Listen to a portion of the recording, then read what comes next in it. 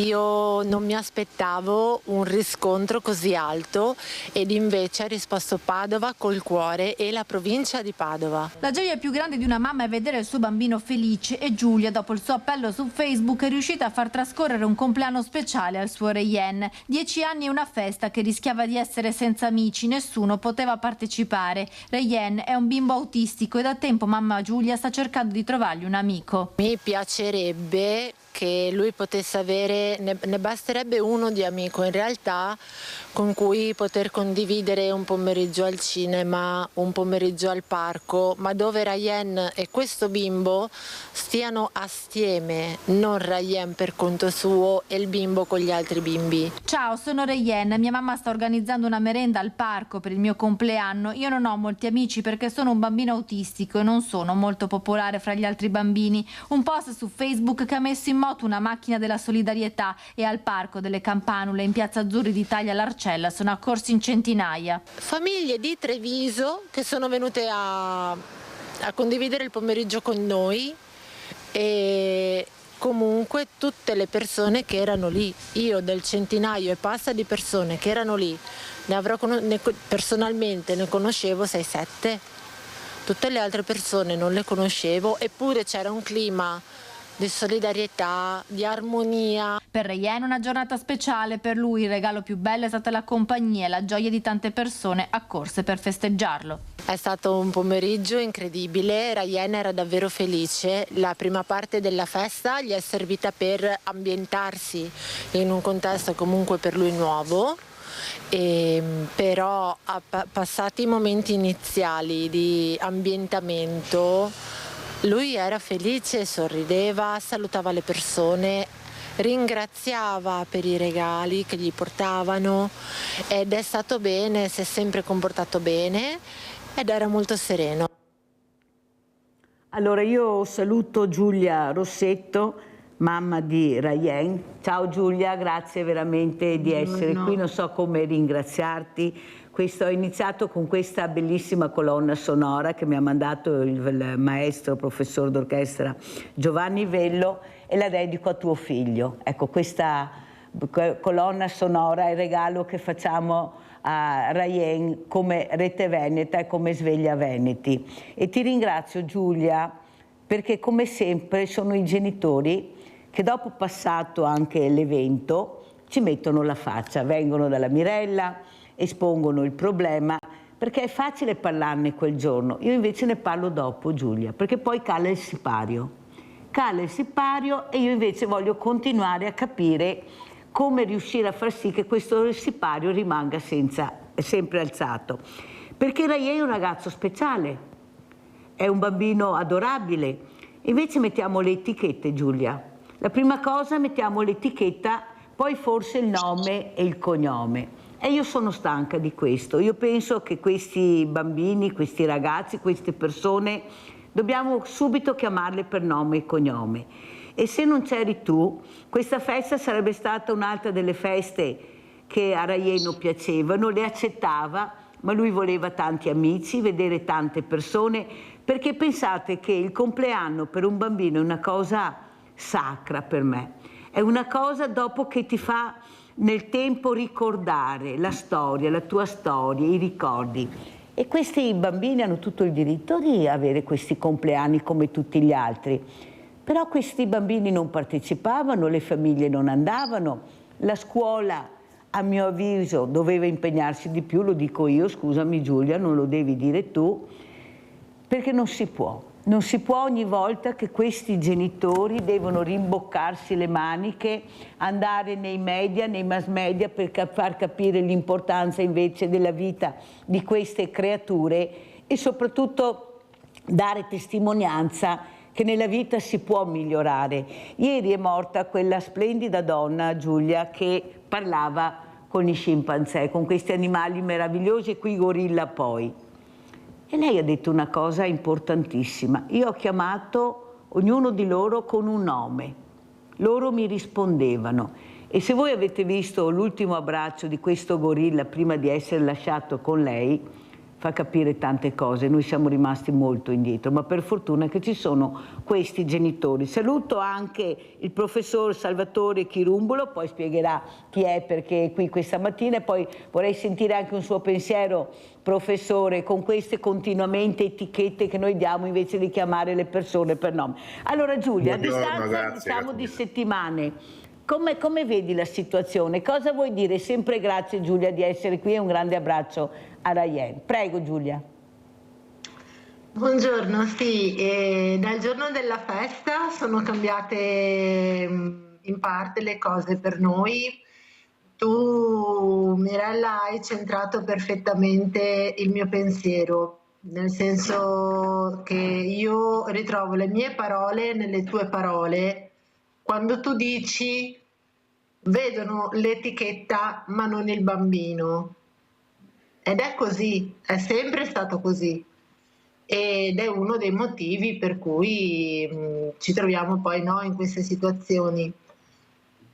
Da quel giorno lì, dal compleanno di Rayen, sono cambiate molto in parte le cose, nel senso che adesso lui è un bambino che viene visto, viene incluso nel gioco anche da ragazzi magari più grandi che non lo conoscevano, e invece adesso viene cercato, viene fatto giocare assieme agli altri, viene incluso.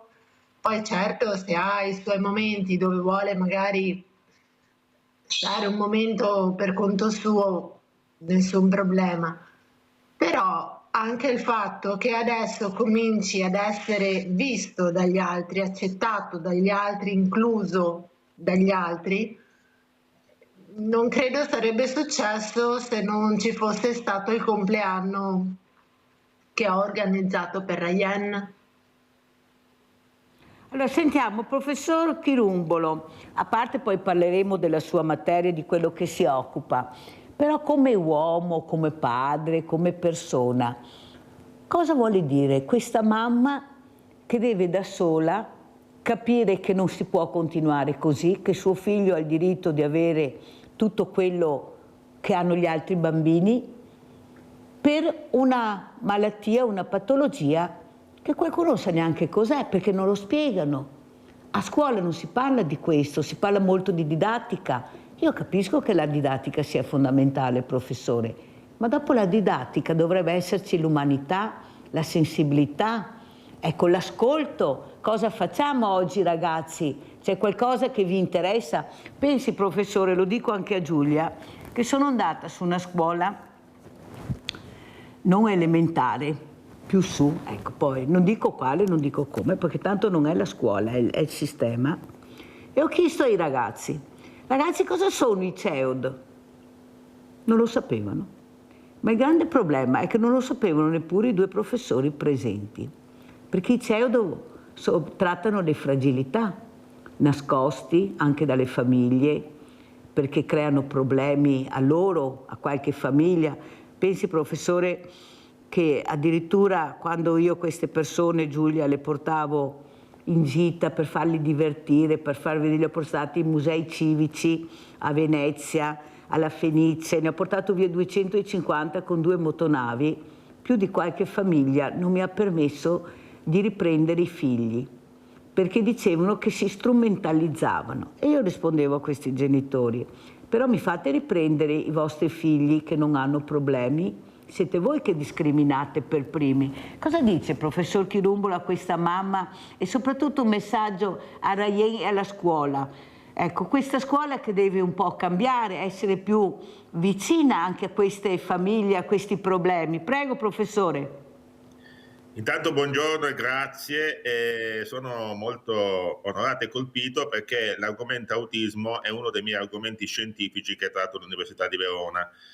Ovviamente tratto l'argomento autismo da un altro punto di vista, non da quello che stiamo discutendo oggi, però io mi sento di dire, da uomo, da padre, ho una figlia di 25 anni e da scienziato, che il problema dell'autismo è un problema molto oneroso, perché la patologia è una sindrome, quindi è qualcosa di molto complesso. Non è una patologia ben definita e precisa, ma è una somma di diverse patologie che hanno appunto uno spettro autistico. E questo rende molto difficile sia la medicina, rende molto difficile sia per la medicina che per la società civile rispettare queste persone e poterle, scusate il termine, gestire, anche se a me questo termine non piace. Io penso che ci siano delle situazioni che c'erano anche molti anni fa con la trisomia 21. Adesso sappiamo che i soggetti Down sono molto ben accolti nella società civile, hanno anche diverse opportunità di lavoro e di rispetto sociale, come i cosiddetti normodotati. Qui c'è sempre una separazione piuttosto, purtroppo, di natura didascalica, scolastica, quello che volete, ma diciamo che con i soggetti Down c'è stata un'apertura molto forte della società civile e delle famiglie e ovviamente anche delle scuole. Ci sono voluti molti anni. La stessa cosa io mi auguro che accada per i soggetti autistici. Oggi sappiamo che una terapia per l'autismo reale non c'è, e la medicina dice in diverse occasioni sulla scienza che la vera terapia è la famiglia, perché il soggetto autistico riesce a ottenere tutti quei miglioramenti di natura comportamentale in famiglia. E allora, torna alla domanda che mi hai fatto, Mirella, che mi ha fatto, la famiglia deve essere supportata. È un dovere civico, un dovere delle istituzioni che le famiglie vengano supportate, le famiglie dei soggetti autistici, e in questo anche la scuola. Non possiamo accontentarci di un insegnante di sostegno, perché è come se ad un certo punto il soggetto autistico venga aiutato perché ha dei problemi. In realtà deve essere valorizzato per l'umanità che porta. Dopotutto sappiamo benissimo che molti soggetti con sindrome autistica, per esempio gli Asperger, hanno anche delle genialità, e quindi piuttosto di diciamo così, puntare sulla genialità come esclusività, cominciare a valorizzare la genialità come possibilità di incontro con le altre persone, con i coetanei e con i ragazzi e le ragazze che hanno la stessa età e hanno lo stesso desiderio di vita che ha il soggetto autistico. È sicuramente un lavoro molto complesso, secondo me anche più complesso dell'esempio che ho fatto con la trisomia 21 e con le varie trisomie, e quindi qui si richiede un impegno maggiore delle istituzioni, della scuola, per aiutare le famiglie, che sono l'unico luogo in cui i soggetti autistici possono trovare la loro capacità di rapporto sociale con gli altri. Hanno il problema del rapporto, della relazione con gli altri. Questo problema può essere affrontato grazie al supporto che le famiglie hanno. Quindi l'iniziativa della signora di prima è un'iniziativa encomiabile, ma non può essere solo un'iniziativa eroica, deve essere l'esempio per tutti, un esempio supportato dalle istituzioni e dalle scuole. Questo è il mio pensiero. Grazie professore, poi ritorneremo con lei. Giulia, cosa vuoi aggiungere a quello che ha detto il professor Chirumbolo? Ma soprattutto... Grazie, sì. Io volevo fare prima una piccola precisazione e poi collegarmi alle parole del dottore, nel senso che Ryan, io alla scuola non posso dire niente, perché in questi ormai 5 anni, perché in quinta elementare, hanno fatto grandi cose con mio figlio. Oserei dire che hanno fatto miracoli veri e propri con mio figlio, perché ha fatto un percorso di crescita meraviglioso, veramente meraviglioso. Dal punto di vista sociale, lui a scuola, la scuola ha fatto un ottimo lavoro lì, nel senso che il bambino è inserito molto bene nel contesto classe, è integrato nel contesto classe, è incluso, i bambini lo amano, i bambini lo cercano, i suoi compagni di classe stanno con lui, sono molto protettivi nei suoi confronti, lo includono nel gioco.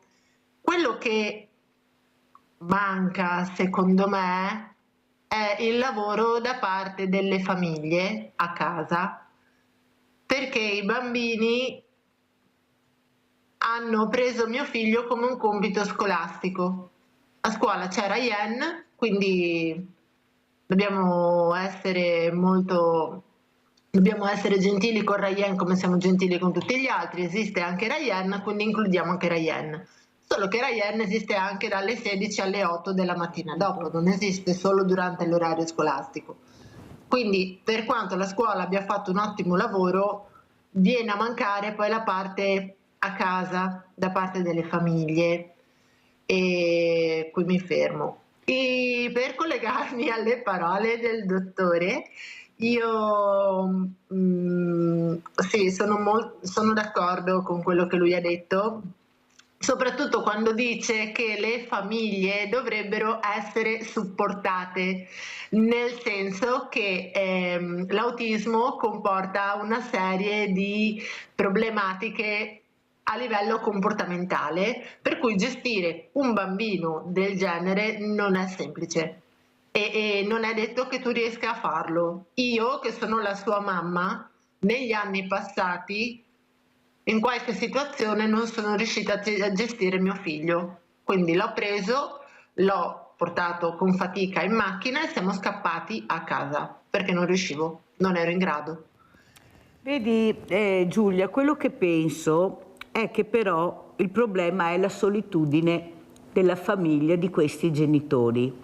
Nel senso che tu hai dimostrato con la festa e il compleanno che hai organizzato che Ryan, in mezzo a tante persone, con tanti colori, tanti suoni, lui si gestisce da solo, perché tutte queste cose fanno sì che lui inquadri il suo mondo come vuole lui. Intanto è meno osservato. Ecco, io ti parlo così perché io ho collaborato con questi genitori, Giulia. Io a Villa Margherita ho cercato di fare quello che dici tu, ho cercato di far sentire meno solo con le famiglie. Ho portato questa scuola veramente di cavalli, dove questi bambini, che addirittura uno non riusciva neanche a stare dritto, nel momento che queste ragazze lo hanno messo in groppa al cavallo, tu dovessi vedere questo bambino, ho le immagini, perciò non possono dire che racconto una storia strana, senza i genitori che sono stati subito allontanati, perché la prima cosa che hanno detto: mio figlio è autistico, e queste ragazze hanno detto: cari signori, il cavallo non gliene può fregare di meno. Ecco, e per cortesia, se volete far del bene al vostro figlio, allontanatevi. Loro erano disperati, perché come dici tu, ma non sapete gestirlo, lui non riesce a fare quello che volete voi. Allora loro hanno detto semplicemente: e allora cosa facciamo? Lo facciamo salire o lo riportate a casa? E questo bambino ha iniziato intanto a muoversi e a guardare il cavallo. E tu vedessi il cavallo come lui lo osservava? Tu vedessi il cavallo come lui lo osservava? E questa manina ha iniziato a carezzare il cavallo da solo, Giulia, da solo. C'erano queste ragazze vicine, naturalmente, e gli hanno detto: lasciatelo fare, il cavallo sa benissimo che questo bambino lo sta accarezzando. Tu dovessi vedere quando lui è salito sul cavallo. Era dritto, Giulia, dritto così, così. E prima è arrivato così. Capisci, Giulia, che quando io dico che la scuola dovrebbe fare il dopo scuola, invitare queste famiglie a parlare con te? Noi abbiamo questa mamma, abbiamo questa famiglia. Cosa ne dite di fare un incontro per capire come aiutare questa famiglia? Chi di voi? Perché qui si tratta di fare inclusione, volontariato, visto che vanno a fare le passeggiate a piedi, ecco, che fanno le corse, tutte belle tappate, ste mamme. Qualche volta, se magari capissero che potrebbero fare un controllo del vicinato per le fragilità, non sarebbe male. E la scuola segnalare il caso, ma non come Ryan, no? Autistico, ma come famiglia di Giulia. Questa mamma ha bisogno di aiuto, questo bambino va supportato, questo bambino deve giocare con gli altri. Non lo può fare la società da sola, Giulia, perché non abbiamo i riferimenti. Noi abbiamo, come hai detto tu, tante persone, noi abbiamo tante associazioni di volontariato, ma se non sappiamo il nome e cognome dove arrivare per aiutare, perché tutti facciamo tutto e alla fine non facciamo niente, perché Giulia rimane solo, il diversamente giovane non lo conosciamo, capisci che non andiamo da nessuna parte. Tu hai fatto una cosa enorme, Giulia, ma che altri avrebbero dovuto fare, visto come siamo messi con le associazioni di volontariato, che per quanto riguarda anche gli autistici ne abbiamo tantissime e anche molto preparate e brave. Ma non si farete, Giulia? Non si farete, allora tu rimani sola, Rayen rimane sola e tanti bambini come lui. Sai cosa è successo a me? Hanno chiuso Villa Margherita perché stavo rompendo un sistema, Giulia.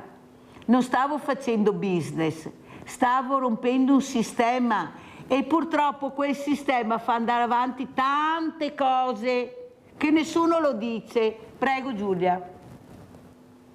Sono d'accordo con te in quello che stai dicendo. E lo dimostra anche il fatto che Rayen ha fatto nel suo percorso di terapie la terapia per mezzo del cavallo. Quindi quello che tu racconti del cavallo è tutto vero, perché come l'ha fatto il bambino di cui hai parlato tu, l'ha fatto il mio e l'hanno fatto tanti altri.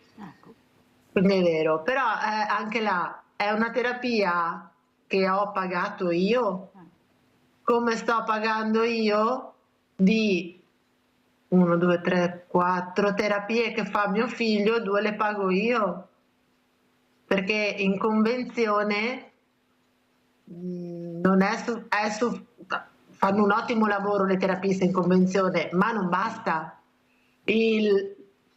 L'aspetto comportamentale di mio figlio e dei bambini come mio figlio è talmente compromesso che le terapie in convenzione non bastano, e fino all'anno scorso Rayen ne faceva 5 di terapie la settimana. Avete capito? 3 a pagamento e 2 in convenzione. Giulia, ti interrompo un secondo solo perché abbiamo Rinaldo da Venezia, se no mi cade la linea e ho il centralino bloccato. Vai Rinaldo. Ciao Mirella e buongiorno ai tuoi ospiti. Saluto Giulia e la mamma la mamma così voglio avere a cammino.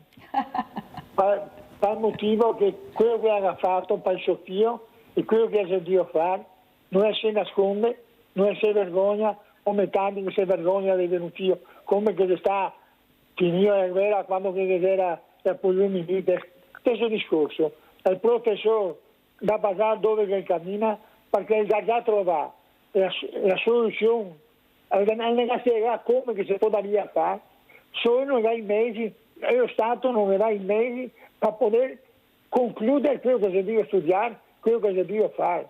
Ed è vergognoso, va bene? Se a me ogni video sono una mamma, va bene? E la mamma, è anche stato io più balordo a quello che ha più bisogno, e ora dovrà vendersi e a te stancare e aiutare queste famiglie che sono qua, per dare una mano a queste famiglie, per sollevarle un pochettino, dargli un aiuto, farle respirare, vivere più tranquilla con i suoi fiori, e può darsi che se i fiori col tempo possono anche cambiare, poi c'è altre strade. Beh, voglio dire che tutto è possibile, va bene? Guarda, con la pandemia morimmo tutti, il tsunami che ha fatto il vaccino, che dopo si è andato come si dice, ma è stata una roba fatta bene, e aiutare queste persone che sono qua. Non c'è un favore che diciamo, è un suo diritto, perché i cittadini italiani, i mai, e bisogna che lo Stato si metti in spara, se ne faccia fare. Grazie Rinaldo, fammi andare avanti. Non solo lo Stato, ve lo dico sempre, guardate che ci sono anche le regioni che avrebbero un grosso compito, perché come compriamo i bob e facciamo altre cose, forse possiamo anche investire sulle famiglie con le fragilità. Cosa dite? No, perché dovete anche svegliarvi, non è che dobbiamo sempre andare a Roma a trovare le colpe. Guardate che le colpe sono più vicine di quanto voi pensate, è che non ve lo dicono. E tanto mi nuovo combatta il Veneto, invece dovete svegliarvi. Allora, detto questo, andiamo a vedere anche queste foto che ha portato il professor Chirumbolo, Salvatore Chirumbolo, le foto di questo libro, e lo spieghiamo. Prego, professore. Allora, grazie. Dunque, mi piaceva anche proseguire sul discorso Sì, dell'autismo, ma perché facciamole, veramente abbiamo un tempo, discorso... professore, così facciamo un po' e un po'. Prego. Sì, esatto, no, era solo per una piccola parentesi. No, questo libro è un libro che è un po' la continuazione degli studi che stiamo facendo all'Università di Verona, dove cerchiamo di capire quali sono i fondamenti, diciamo così, della vita. È una ricerca di alto livello perché solitamente le università, le accademie fanno delle ricerche di natura orizzontale, cioè molto pratiche per trovare anche risposte pratiche, soprattutto ai problemi della salute, per esempio, no? E questo è giusto. Però le grandi domande su che cosa sia la vita, come sia nata e che cosa possa caratterizzare la vita nei suoi fondamenti, in modo da distinguerla dalla materia inanimata, è anche questa una ricerca di elevato livello e bisogna farla. E allora noi all'Università di Verona, al Dipartimento di Ingegneria per la Medicina d'Innovazione, abbiamo iniziato questo percorso. Abbiamo fatto delle scoperte piuttosto interessanti che spiegano come mai si evolve la vita e come nasce, e siamo andati avanti. Questo è uno un secondo libro rispetto al primo che state facendo vedere adesso. Siamo andati avanti dalla origine della vita, siamo arrivati all'uomo, a capire che cos'è la coscienza. In quel libro lì, qui abbiamo espresso, in quello che vediamo adesso, abbiamo espresso quelli che sono i fondamenti principali di queste ricerche. In quello di prima, che cos'è l'umano, abbiamo sviluppato un'ipotesi su come sia nata la coscienza da un punto di vista biologico, che non è la coscienza come la maggior parte dei neurofisiologi dicono, cioè una sorta di come dire, apparato cibernetico, è qualche cosa di più, è un salto quantico, quasi un indice creativo, voglio dirla così, come Boutade, che chiaramente permette anche di sfatare tutta quella letteratura e quella narrativa che farebbe dire che è possibile raggiungere la coscienza, far raggiungere la coscienza all'intelligenza artificiale. Con il nostro libro dimostriamo che questo non ne sarà mai possibile. L'umano viene sempre salvato rispetto all'intelligenza artificiale perché è tutta un'altra cosa, non è solo una questione di funzionamento del cervello o di un cervello cibernetico, e quindi questo libro è una novità assoluta nel campo scientifico perché permette di poter mettere sul tavolo delle informazioni e dei dati che come dire, negano completamente l'ipotesi che si possa arrivare ad una coscienza simile a quella umana con l'intelligenza artificiale. Quindi io tengo molto a presentare questo libro anche per questo, perché questo è un problema molto serio che si sta presentando nei dibattiti pubblici e scientifici della nostra epoca. E ricordiamo anche il professor Chirumbolo che è sempre l'uomo sapiens che manovra l'intelligenza artificiale. Certo. Ecco, ricordiamolo perché da sola non fa niente, c'è sempre la mano dell'uomo che gestisce. Magari se questo uomo e queste mani, ecco, abbinassero molto di più l'etica, forse saremmo anche più tranquilli e sicuri, ma ancora non lo sappiamo, perché sapete che i pazzi nel mondo li troviamo sempre, basta vedere cosa sta succedendo. Abbiamo Giorgio da Venezia, vai Giorgio. Giorgio? Pronto? Pronto? Pronto? Posso parlare? Prego. Io sono Giorgio Sauro perché ho più di 91 anni e ho una vastissima esperienza e moltissimi ricordi. Per incominciare direi che sarebbe da guardare sempre al passato. Noi ci fermiamo qua e vedere le origini di tutte le cose. Incredibile che si parli ancora di fascismo e il mio dentista ha detto ma ha fatto le riforme il fascismo, ha fatto le riforme quando era socialista e dopo queste riforme quanto ci hanno costato? 1 milione di morti. Dietro il 1 milione di morti ci sono 5 milioni, il padre, la madre e tutti i parenti, che quelli non vengono nominati, solo i morti. Abbiamo perso anche il territorio oltre le Alpi. Abbiamo E mio padre, per esempio, era antifascista da eliminare e non era assolutamente vero, era una omonimia e l'avrebbero ucciso. Il signor Tomasini può scendere, pum, un colpo in testa, senza processo. Se poi noi ci avessero visto, come è normale, disperati, avrebbero detto che va, tanto preoccuparti, lavorando si sbagliano. Incredibile. Dopo torniamo a Gaza, che è incredibile. Io sto soffrendo in una maniera incredibile a pensare che le creature là muoiano di fame e di sete. Incredibile. A questo periodo qua e non facciamo niente. Io ho fatto una manifestazione in piazza San Marco in solitario e mi hanno mandato dei matti, perché bisogna essere matti per lottare per la pace. E sono rimasto dai matti all'ospedale civile qua di Venezia. E incredibile, l'ambiente dei matti è una cosa impressionante. Beh, non è questo l'argomento. Avevo chiesto un po' di sapone per farmi la doccia, ma ha detto no, e glielo pago, no? No, non possiamo dare il sapone perché se è liquido lo bevono, se è solido se lo mangiano. Dopo 3 giorni, firmando una dichiarazione, sono uscito e mi hanno dichiarato sano di mente l'uso della vita, pensando che si possa fare qualcosa. Niente. Pronto? Sì, ti stiamo ascoltando attentamente, caro Giorgio, ti stiamo ascoltando attentamente e ti ringrazio per questa telefonata che hai fatto, che fa capire tante cose. Quando vi dico che dovete svegliarvi è perché dobbiamo sollevare questi problemi, cercare di migliorarli. Ci sono tanti problemi, guardate, io purtroppo, e voi lo sapete, cerco anche di dirvi tutto quello che vedo, quello che cerco di fare.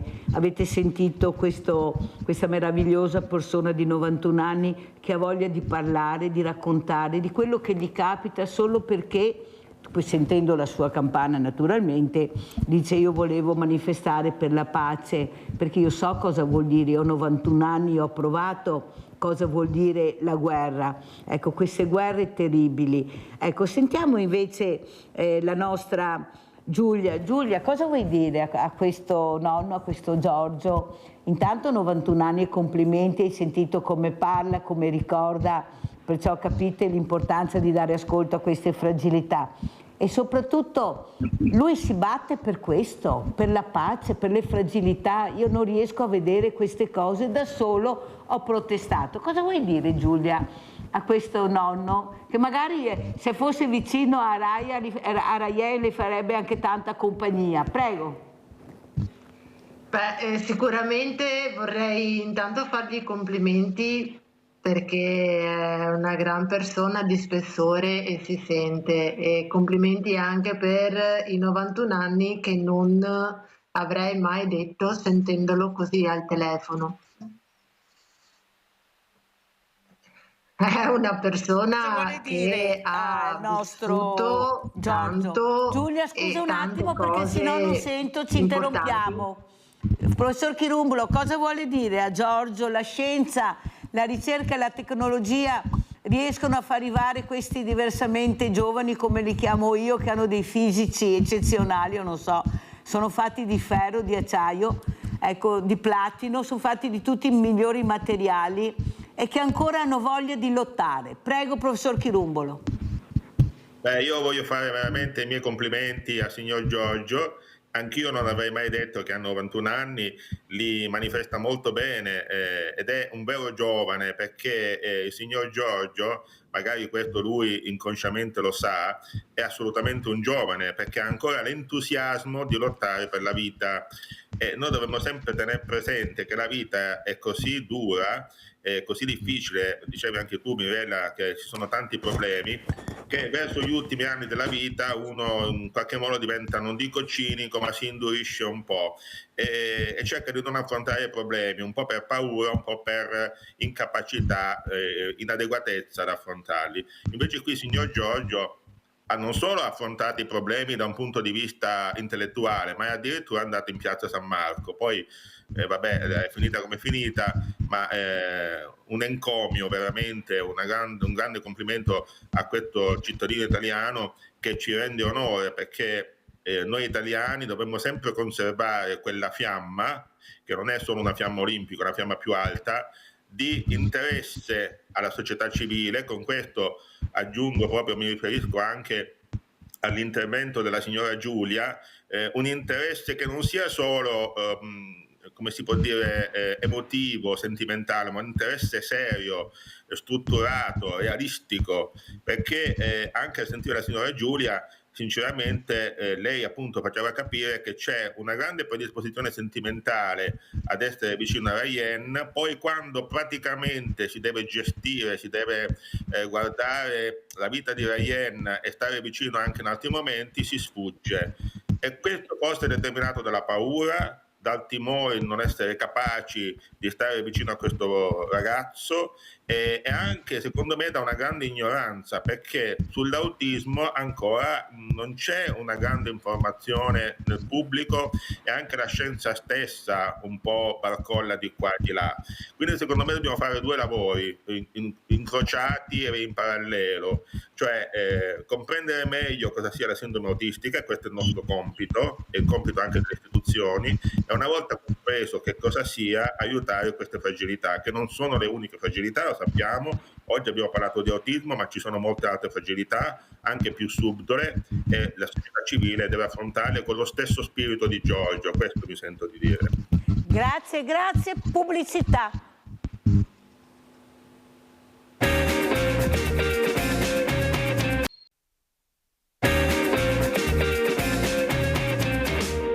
Oggi è festa dei nonni, sì, confermo.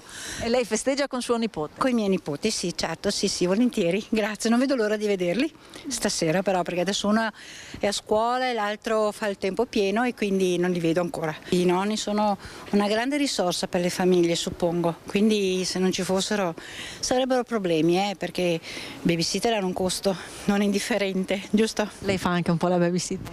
A lui.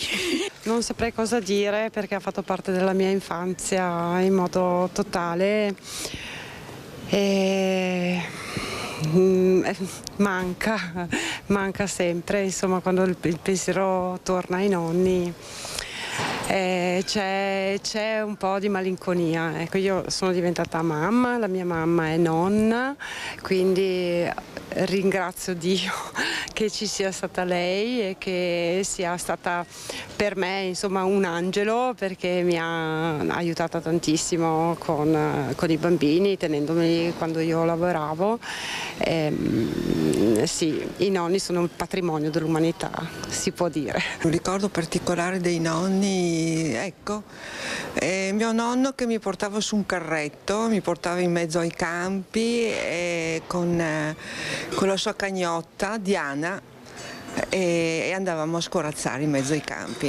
Un bel ricordo, è passato tanto tempo. Un altro mio nonno veniva spesso a Vicenza e andavamo spesso in questa chiesa, Santa Corona, che è molto bella. Ecco, a visitarla, a vedere le bellezze di questa chiesa. La mamma e il papà sono quelle più vicine a te, ma sono quelle che ti danno forse il discorso di... L'educazione? No, sono quelle lì che danno le regole, giusto, della vita. La nonna è forse quella che ha più compassione. E le vacanze con i nonni, perché i nonni comunque sono fatti per darti quelle cose che i genitori invece no.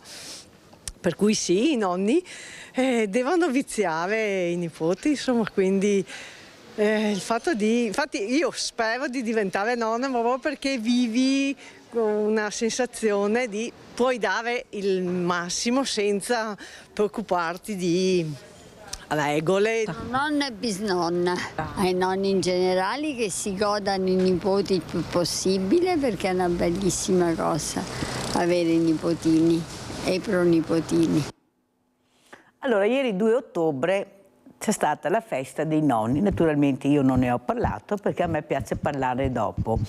Tante belle parole, tanti ricordi, ma in effetti noi ieri cosa abbiamo fatto per i nonni? Perché i nonni sono di tutti, non è che per forza deve essere il tuo nonno. Ecco, io sono convinta, Giulia, che se tu ieri avessi portato vicino a tanti nonni Rayen, nessuno si sarebbe accorto di cui soffre Rayen, ma avrebbero visto Rayen il bambino. Perché loro sanno guardare, loro sanno ascoltare. Perché mancano tanto queste? Perché non abbiamo più l'ascolto che avevamo con i nonni. Io ricordo la mia adorata nonna. Io ieri il mio sassolino l'ho messo per ricordare i nonni. Ma quanti di noi lo fanno? Perché tutti siamo bravi a parole, ma nei fatti dopo. Ecco, io vedo tantissima solitudine, ad esempio, Giulia, perché non partecipano agli eventi che vengono organizzati, perché magari, come dice Paola da Padova, sono segregata in casa perché non ho l'ascensore, vorrei tanto partecipare a tante cose ma non ce la faccio. Abbiamo sentito Giorgio di 91 anni che da solo, perché non ha il supporto di nessuno, si vede, oppure lui aveva piacere anche di manifestare da solo, ma non credo. Dice ho 91 anni ma ancora la voglia di vivere, di partecipare, di dire forse Giulia dobbiamo fare rete. Ecco, io farò una grande riunione, ho creato assieme a tante associazioni il villaggio delle associazioni. Se sarai libera mi farebbe tanto piacere che tu ci fossi, ecco, per raccontare, per dire la tua storia, per vedere se riusciamo a fare rete, chi vorrà fare rete, chi parteciperà. È già il 3° evento che facciamo e ti posso assicurare che siamo partiti in tantissimi. Adesso vediamo quando arriviamo in quanti siamo, ma anche se fossimo in 4 e 5, l'importante è partire come hai fatto tu, stare assieme, fare rete. Cosa c'è di bisogno? Bene, c'è Giulia che ha bisogno che Ryan conosca altre persone, ma vicino a Giulia mettiamo altre associazioni che hanno questi problemi per vedere se assieme riusciamo a costruire qualcosa di importante, perché qua ognuno naviga da solo a vista. Cosa dici, Giulia? Sono d'accordo con te, anzi grazie per l'invito, se mi farai sapere bene le date quando cercherò di essere presente. Grazie. E sì, è importante partire intanto, anche se non saremo 4, 5, 3, però è importante partire con queste cose, è importante dare un segnale, un input alla società che si può e si deve cambiare il modo di concepire proprio questi ragazzini che un domani saranno i futuri adulti. Rayen non rimane piccolo, cresce, diventa grande e poi fai bene a dirlo, e poi dovrà trovare un lavoro. Io per il suo compleanno ho fatto il post su Facebook, ma l'ho fatto adesso che ho 40 anni. Quando ne ho 85 non lo so se faccio ancora i post su Facebook. E soprattutto, Giulia, cosa succede? Vedi Giulia, quello che hai detto è importante, tanto è vero che i genitori, non le istituzioni, hanno creato il dopo di noi per cercare di dare un futuro a questi ragazzi e ai propri figli, ma sono stati i genitori che si sono rimboccati le maniche, che hanno fatto squadra, che fanno rete anche nelle malattie rare per cercare di capire cosa c'è. Prego Giulia. E ti sembra giusto che siamo noi genitori che dobbiamo pagare le terapie di tasca nostra, inventarci il dopo di noi? Ma le istituzioni, cioè noi abbiamo bisogno, noi esistiamo. I nostri figli esistono, non sono bambini o ragazzi di serie B, non sono invisibili, sono esattamente come tutti gli altri, hanno un funzionamento diverso. Questo vuol dire che se tu pretendi che facciano le stesse cose degli altri, sbagli, perché le faranno sbagliando o non le faranno perché non è ancora nel loro range, alla loro portata. Ma loro funzionano bene, sanno fare tante cose, ma non hanno la possibilità di spendersi, di esprimersi in quello che sanno fare. Adesso finché sono piccolini ancora vabbè, a scuola bene o male c'è il laboratorio, c'è arte e immagine, c'è la palestra, il parco giochi, vabbè, in qualche modo si fa, ma dalle medie in poi cambia tutto, già dalla prima media in poi cambia radicalmente tutto e non va bene.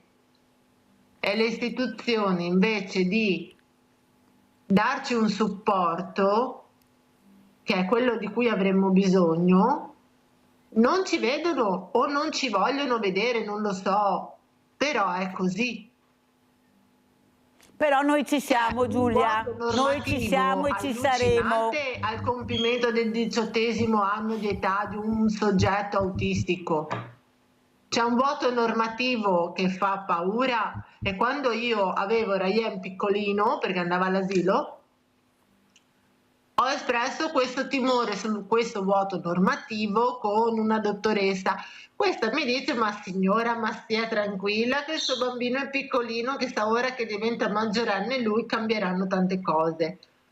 Non mi pare, ma non mi pare proprio. Adesso non è maggiorenne, ha 10 anni, però se negli ultimi 7 anni siamo ancora qui a parlarne, io credo che forse tutto sto cambiamento non ci sia stato, ci sia stato forse un principio di cambiamento che però andrebbe sviluppato, diciamo. Molto chiara, Giulia, e ti ringrazio per quello che hai detto. Infatti dobbiamo accelerare, perché se aspettiamo che qualcuno ci dia le risposte non ci siamo, dobbiamo andarcele a prendere però le risposte, e per quello che conta è che dobbiamo fare rete tra di noi. Ecco, deve muoversi la squadra, non Giulia, deve muoversi la squadra deve muoversi per arrivare da chi è stato eletto, pagato con i nostri soldi, per dare delle risposte concrete, non parole, concrete, con fatti concreti di aiuto, di sostegno a queste famiglie. Allora, professor Chirumbolo, cosa vuole dire scienza, ricerca, tecnologia, passi da gigante, ma bisogna investire. Ecco, noi veramente chiediamo questo alla politica, di investire su quello che serve, ecco, specialmente sulle fragilità. Abbiamo visto cosa riesce a fare la scienza e la ricerca se si mettono assieme, la tecnologia vola. Prego, professor Chirumbolo. Beh, allora io sono assolutamente d'accordo con la mamma di Ryan e sono anche molto colpito, commosso dalla, potrei chiamarla così, insomma, ecco, dalla rabbia, anche se è una parola che sembra grossa, ma in realtà dalla delusione del fatto che effettivamente i ragazzi autistici sono abbastanza assistiti durante la fase che noi chiamiamo pediatrica, no? Ma dopo sono abbandonati, assolutamente abbandonati al destino loro e delle famiglie che li accudiscono. Giustamente la mamma di Ryan dice anche: invecchiamo anche noi, e che destino abbiamo? Quindi è un problema enorme, enorme. Io penso che si debba lavorare su più fronti. Il primo fronte è un fronte oneroso, anche questo, è quello del rispetto della tradizione che portano gli anziani. In Italia abbiamo una buona civiltà, ma in Italia c'è un grosso problema del trattamento degli anziani, di come gli anziani vengono considerati. Se noi perdiamo rispetto al passato, ma sto parlando di secoli fa in realtà, se noi perdiamo il rispetto per gli anziani, prima abbiamo parlato di nonni, però io ho visto anche dal servizio che i nonni sono semplicemente relegati all'aspetto emotivo, sentimentale di accudire i nipoti. Sono molto di più, ma sono molto di più, perché sono il simulacro, sono lo scrigno della tradizione, della cultura del passato. Noi abbiamo ascoltato anche il signor Giorgio che parlava della storia del passato, che ogni tanto ritorna, ma in forma assolutamente ignoranti, non corrette, mentre quest'uomo qui l'ha vissuta, le scene e la storia di cui raccontava. Bene, noi sugli anziani dobbiamo investire molto, perché hanno la capacità di poterci dire come è stato il passato e come sarà il presente. E quindi già questo è un valore educativo enorme, un primo segnale per rieducare le persone e fare in modo che quella sensibilità emotiva che si ha per le fragilità diventi un'emotività concreta, cioè diventi impegno pubblico, diventi impegno civile. E poi mi sento di dire che le istituzioni dovrebbero, e ancora non lo fanno in maniera piena e completa, aiutare, sussidiare quelle famiglie che hanno ragazzi con fragilità anche da un punto di vista economico. Cioè io penso che dovrebbero anche essere istituite dei LEA sulle patologie autistiche. Non so se ci siano, ma da quello che so mi sembra di no, anche perché, come dicevo prima, la sindrome autistica è molto complicata, molto complessa. Però c'è un po' una sorta di leggerezza nell'affrontare questo aspetto, perché vabbè, è un problema della famiglia, lo dico in maniera cinica, appositamente. Sono cavoli della famiglia, scusate il termine, ma il francesismo, ma ci vuole, e quindi sono affari loro. Non può funzionare così, perché i soggetti autistici sono un valore per la nostra civiltà, non sono dei problemi, ma sono un valore. Se cominciamo a guardare il discorso, anche con gli anziani è la stessa cosa, sono un valore, non sono un problema da sostenere o da affrontare, ma sono un valore, cambia tutta la prospettiva, anche per la scienza cambia la prospettiva. Questo è quello che mi sento di dire io. Professor Chirumbolo, però c'è un però, nel senso che la scienza fa rima con coscienza. Allora, la scienza mi dice questo, e io devo credere alla scienza, se no non saremmo arrivati al 2025, e come siamo arrivati e cosa ci offre. Il problema è a capire quale coscienza ascolta la scienza, come mi muovo con quello che sento che mi dice la scienza, con la mia coscienza, perché mi sembra che molti non guardano né la scienza né la coscienza, decidono loro quello che si deve fare.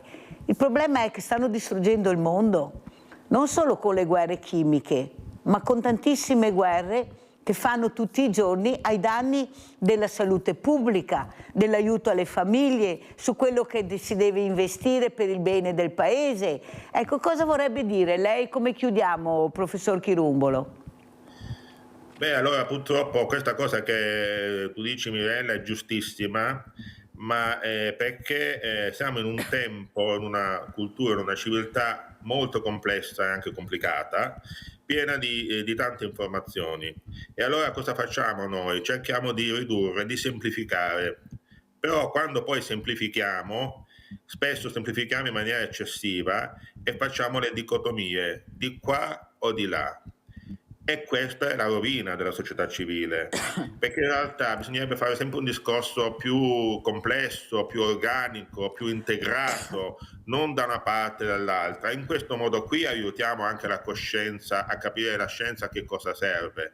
L'abbiamo visto tante volte, in tante occasioni, nella pandemia, nella questione dei vaccini, un giorno magari ne parleremo, anche qui c'è una dicotomia di qua o di là, in realtà non si può stare di qua o di là, bisognerebbe stare, non dico nel mezzo, ma in un luogo che comprenda le due questioni, perché se no, se noi semplifichiamo, nel caso appunto di Rayen, diciamo, vabbè, un soggetto autistico, problema, ok, l'affrontiamo come problema, ma la mamma di Rayen, e sono d'accordo con lei anche perché sono un genitore anch'io, non è un problema, è una complessità, è una vita, è piena di ricchezza, di valore.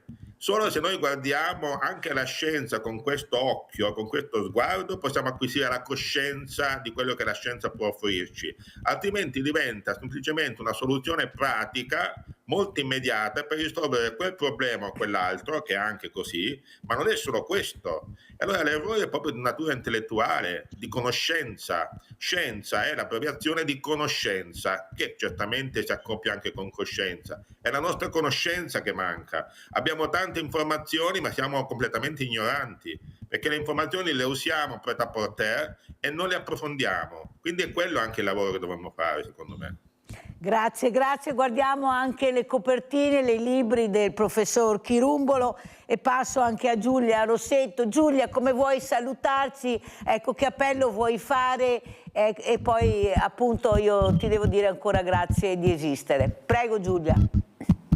Io vi ringrazio per avermi dato l'opportunità di essere qui oggi, ringrazio il dottore e volevo solo ricordare anche a tutte le persone che stanno in ascolto, che stanno seguendo la trasmissione, che Nessuno di noi è esente dalla diversità.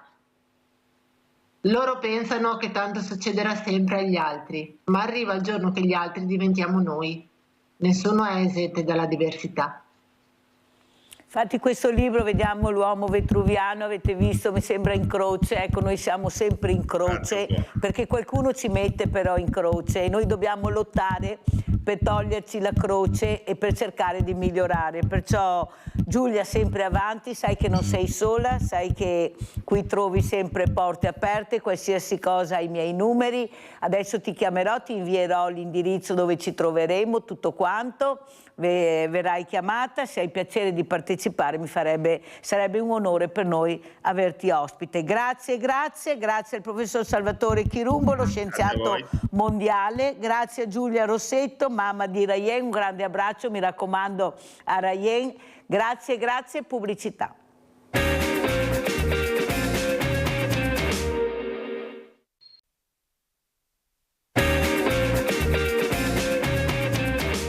Siamo con il professor Gianpietro Muraro, docente di moda, ma non solo.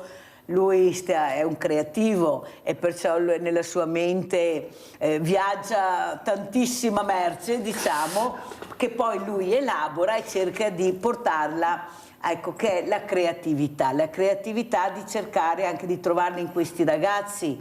Il futuro è nelle loro mani, professor Muraro. Esatto. Noi dobbiamo credere perché loro ce l'hanno la creatività, ma non lo sanno, oppure non sono supportati abbastanza. Esatto. Prego, professore. Non si rendono conto, diciamo che hanno in mano tante possibilità, però non sanno metterle a fuoco, diciamo, e non le sanno distinguere per poter dire sì, oggi faccio questo, domani faccio quello. Constato, diciamo, una gran confusione, ecco, nella mente dei giovani. Giustamente devono essere anche indirizzati, devono essere aiutati, ecco perché io faccio questi percorsi proprio per poterli aiutare a capire chi sono, cosa vogliono e che cosa vogliono nel futuro.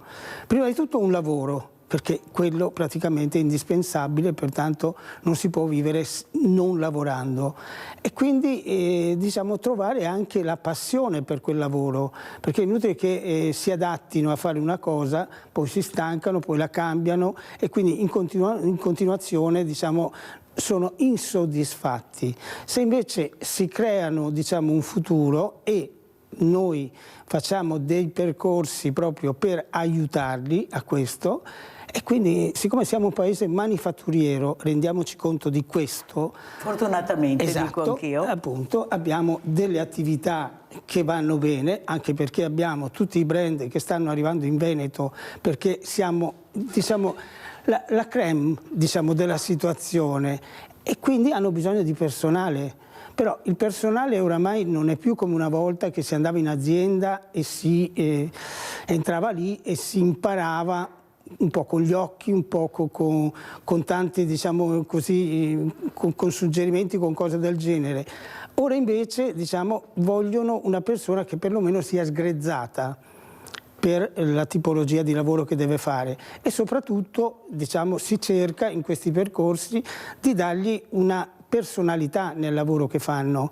Quindi, non so, nella maglieria c'è quella che è più brava, per dire, non so, a macchina o a computer, diciamo, per poter fare dei programmi, cose del genere, oppure c'è quella che deve cucire all'arimaglio e pertanto, diciamo, gli si dà la specializzazione. Esatto. Pertanto l'azienda chiede delle specializzazioni e noi cerchiamo con questi percorsi di dargli.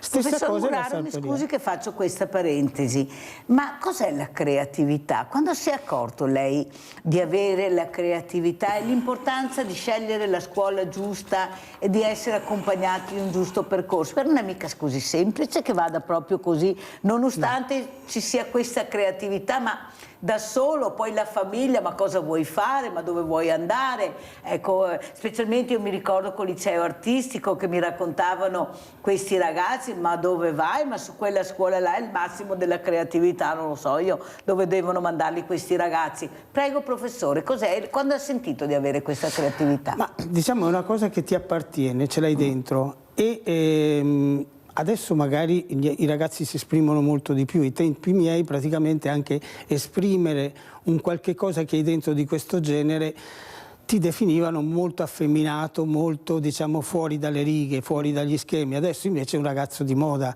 diciamo, è diverso. Esatto, è molto, già l'etichetta subito. È molto diverso. Difatti, quando io ho detto a mio padre che mi avevano preso come stylist praticamente in un'azienda, lui mi ha detto: ma che lavoro è? Ecco, tanto per dire, diciamo, a che punto eravamo, ma io appartengo a una generazione ormai, diciamo, molto in là.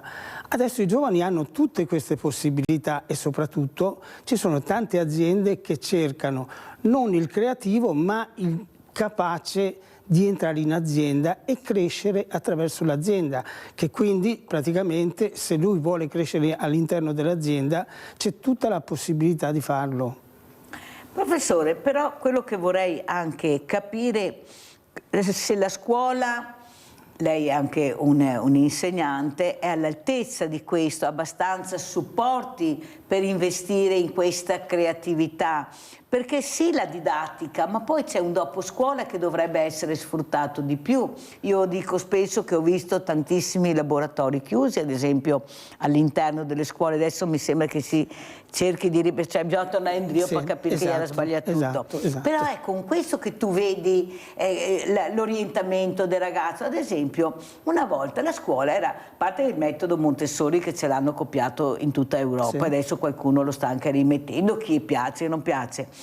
Però con le applicazioni tecniche che c'erano una volta, l'insegnante già vedeva dove tu eri più orientato, perché tu con il tuo modo di fare, di creare, di far capire quello che c'era dentro di te, lui capiva dove indirizzarti, cosa era meglio per te.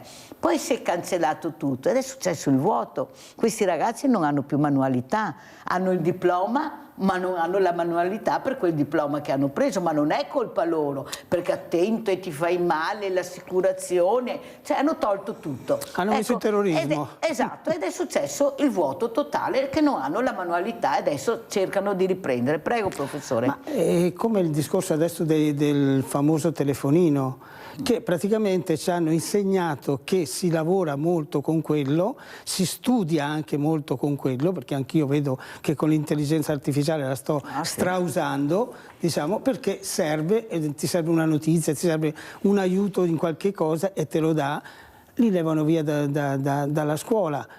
Era sbagliato come veniva usato dai ragazzi, però diciamo che se lo danno in determinate sequenze delle ore, diciamo, di scuola, potrebbe essere molto utile. Però guidati dagli insegnanti, logico, cioè non è che loro possono gestirsi da soli, perché poi fanno dei macelli enormi. Però, professore, cosa si potrebbe fare per far capire che il pomeriggio potrebbe diventare un dopo scuola molto creativo per i ragazzi? Dovrebbe diventare un laboratorio. Esatto.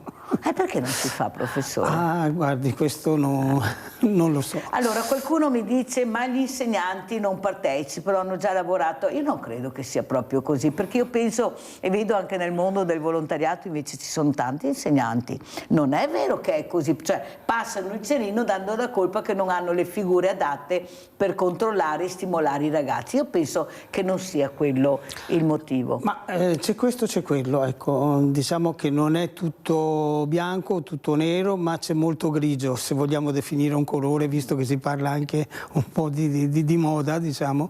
C'è molto grigio perché c'è chi potrebbe avere l'espressione, ma non ha il tempo per poterla, diciamo, collocare ai ragazzi, ai giovani, perché purtroppo le lezioni sono molto, c'è tante materie, e diciamo le ore sono quelle e pertanto succede anche questo. Secondo il mio punto di vista, nel pomeriggio ci dovrebbero essere questi laboratori e quindi tirar fuori gli elementi giusti per poter portare avanti. Io penso che se dessimo la possibilità di ascoltare questi ragazzi e capire ognuno di loro, tu invece di andare a zonzo per la città, cosa avresti voglia di fare? Di suonare, di dipingere, di creare? Io penso che più di qualcuno si fermerebbe. Il problema è che non offre niente a nessuno, oppure tutto quanto è a pagamento. Devi pagare e allora puoi fare quei corsi e quei percorsi. O devi trovare, tipo stamattina che lo dice il professor Muraro, la persona giusta che ti orienta in un certo percorso che tu non conosci, non sai. Ma questi percorsi devono essere essere messi all'interno delle scuole, ma di tutte le scuole parlo, perché bisogna fare rete anche tra le scuole. C'è molta burocrazia. Molta burocrazia. Quindi praticamente penso che sia... Io spero che ce la facciano, ma non credo che sia così facile. È un po' pessimista, professor Muraro. Sì. Allora andiamo a vedere. Io vedo bene questi corsi che adesso fanno queste agenzie per il lavoro. Sì, ma bisogna conoscerli. Cioè non tutti i ragazzi, guardi, mi creda professore, sanno di queste cose. Queste cose invece sì sono in rete, ma delle volte la rete è talmente ampia che bisogna vedere anche dove vai a vedere, cosa vai a guardare tu. Cioè queste aziende dovrebbero dare più comunicazione di quello che vorrebbero fare assieme alla scuola, alla partecipazione anche dei ragazzi. Cioè è molto selettivo, vedo questa cosa, professore, e per questo l'ho invitata, per far capire che invece c'è la possibilità di fare questi corsi di formazione che riguardano la moda. Anche perché diciamo si era partiti con un'età 20-30 anni, adesso siamo arrivati anche a 50 anni, anche perché ci sono tante persone, donne in particolare, che sono disoccupate o perché hanno perso il lavoro o per altre ragioni, e si iscrivono a questi percorsi qua e si porta avanti, diciamo, il lavoro, gli si dà un lavoro. Per dire, io ero a Thiene, diciamo, con un'azienda, abbiamo fatto un percorso per il denim e quindi hanno assunto le persone che sono uscite dal corso. Quindi questo, ragazzi, e ne facciamo 2 o 3 all'anno, capito? Quindi c'è bisogno di personale. Sentite a casa. Allora andiamo a vedere anche questo Made in Italy Moda Treviso e poi lo commentiamo. Che cos'è il Made in Italy a Treviso? Il Made in Italy siamo noi. Parte da questo concetto la giornata del Made in Italy anticipata dall'Associazione di Commercianti di Treviso con un incontro in Camera di Commercio. Il manifatturiero Made in Treviso vale 15 miliardi e 650 milioni di euro, seconda provincia in Veneto per esportazioni. Numeri importanti quindi, che poi è il valore aggiunto di ciò che realizziamo e proponiamo all'estero, ma anche a chi ci viene a visitare. Che è quello che cercano i turisti quando vengono a Treviso. Non vogliono possibilmente comprare quello che possono comprare a Londra piuttosto che a New York, ma quello che qui caratterizza il nostro modo di essere, di vivere e che loro cercano di portare a casa. Ed è su quello che sia il mondo produttivo che quello del commercio devono puntare per vincere le sfide tra dazi e concorrenza cinese. È secondo me l'unica possibilità per un certo prodotto di nicchia per poter essere valorizzato con un surplus nei riguardi del compratore attento, del compratore facoltoso, del compratore che vuole Made in Italy ma vuole essere certo della sua originalità. Made in Italy valore aggiunto dunque, ma sottolinea Confindustria contrastato già dai mercati che invece dovrebbero essere degli alleati. Il marchio 100% Made in Italy è stato proposto parecchi anni fa, non è utilizzabile all'interno della comunità europea perché creerebbe distorsione e favorirebbe un paese rispetto a un altro, quindi non è ammesso.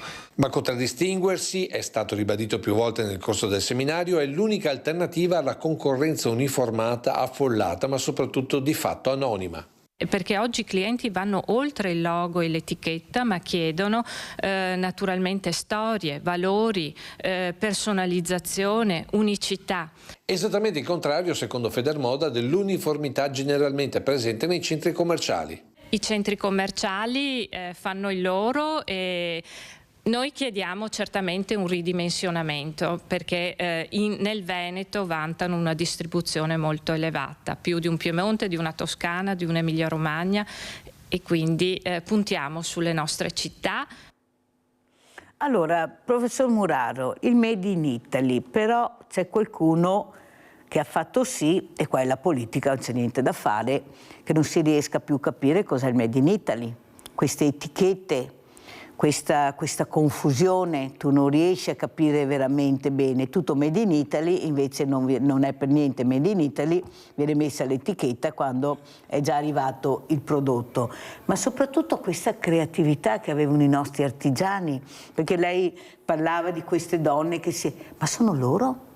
Perché i giovani non è che abbiano fatto questa formazione fin da piccoli, come sono cresciute loro, che per veramente con la povertà che c'era dovevano inventarsi, ecco, imparare a cucire, a ricamare, allora si facevano tutto, si facevano le scarpe, si facevano tutto. Ed era questa creatività, come dice lei, che ce l'abbiamo nel DNA, che è stata mortificata, umiliata, cancellata. Quanti artigiani sono spariti? Tutto per l'usa e getta. Ecco, l'usa e getta, perciò deve durare pochissimo e buttare.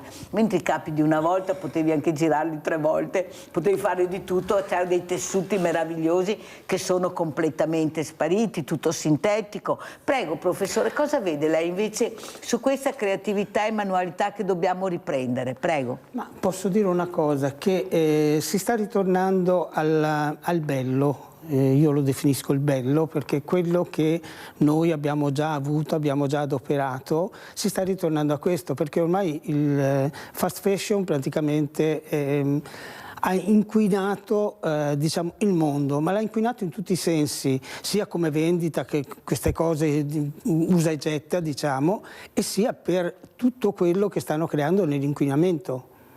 Perché guardi che veramente c'è un disastro in giro. Pertanto, se, tanto per fare un esempio, non per fare pubblicità, ma anche uno Zara vuole fare una prima linea che vuole andare al bello anche lui, vuole andare ai tessuti particolari, vuole andare a tutte queste cose qua. Perché questo? Perché praticamente sta finendo questo fast fashion. Cioè la lana non esiste più, buttiamo via la lana. Esatto. La lana buttiamo via anche il cashmere, perché praticamente c'è chi compra questo misto cashmere, che poi parliamone, e comunque dopo un po' lo buttano via perché la maglia è vecchia, perché ha fatto peeling, perché ha fatto di tutto, perché praticamente le fibre non sono più quelle che erano prima. Guardate che se sull'etichetta è scritto cachemire, ve lo dico proprio bene, non è cashmere, vero professore? Sbaglio? Sì. No, perché sono convinta di prendere il quando è scritto cachemire, così capite bene, guardate l'etichetta perché la pagate, ecco, e non è cashmere. È un sottoprodotto. Ma anche perché c'è questa voglia di comprare il cashmere a basso prezzo. Il cashmere a basso prezzo non esiste. Allora saluto un altro ospite, è arrivato anche il professor Gianmaria Pisani, medico veterinario. Buongiorno professore, ecco, grazie di essere qui. Buongiorno a tutti voi. Buongiorno. Allora professore, abbiamo parlato di tanti argomenti questa mattina, io vorrei parlare con lei anche dei giovani verso questi animali. Io li vedo veramente molto attenti, anzi le associazioni dove trovo più giovani sono proprio le associazioni che si occupano di animali. Loro amano questa creatura che veramente, prima citavo questa donna meravigliosa che ha vinto anche il Nobel, che parlava con i gorilla. Ecco, questo gorilla che l'abbraccia quando lei lo lascia andare, un rapporto meraviglioso che si è creato, e lei dice: guardate che loro capiscono, sanno. Io ho messo un nome, quando facevo questo qualcuno mi derideva. Ecco, il rispetto invece per queste creature meravigliose, che non ci siamo solo noi nella terra, forse sono arrivati anche prima di noi. Prego professore, cosa vede lei? E anche in merito ai giovani, a vedere se cattivi esempi. No, io vedo che abbiamo anche dei buoni esempi. Prego. Beh, è un discorso vario e variegato, perché l'esperienza della dottoressa è una cosa che ci lascia nel cuore qualche cosa di tangibile. L'empatia che nasce con il rapportarsi agli animali è davvero emozione pura, e sento questo per quando io tratto fauna selvatica, e vi garantisco che non ci si sente mai soli vicino a loro, perché è davvero un mondo molto particolare.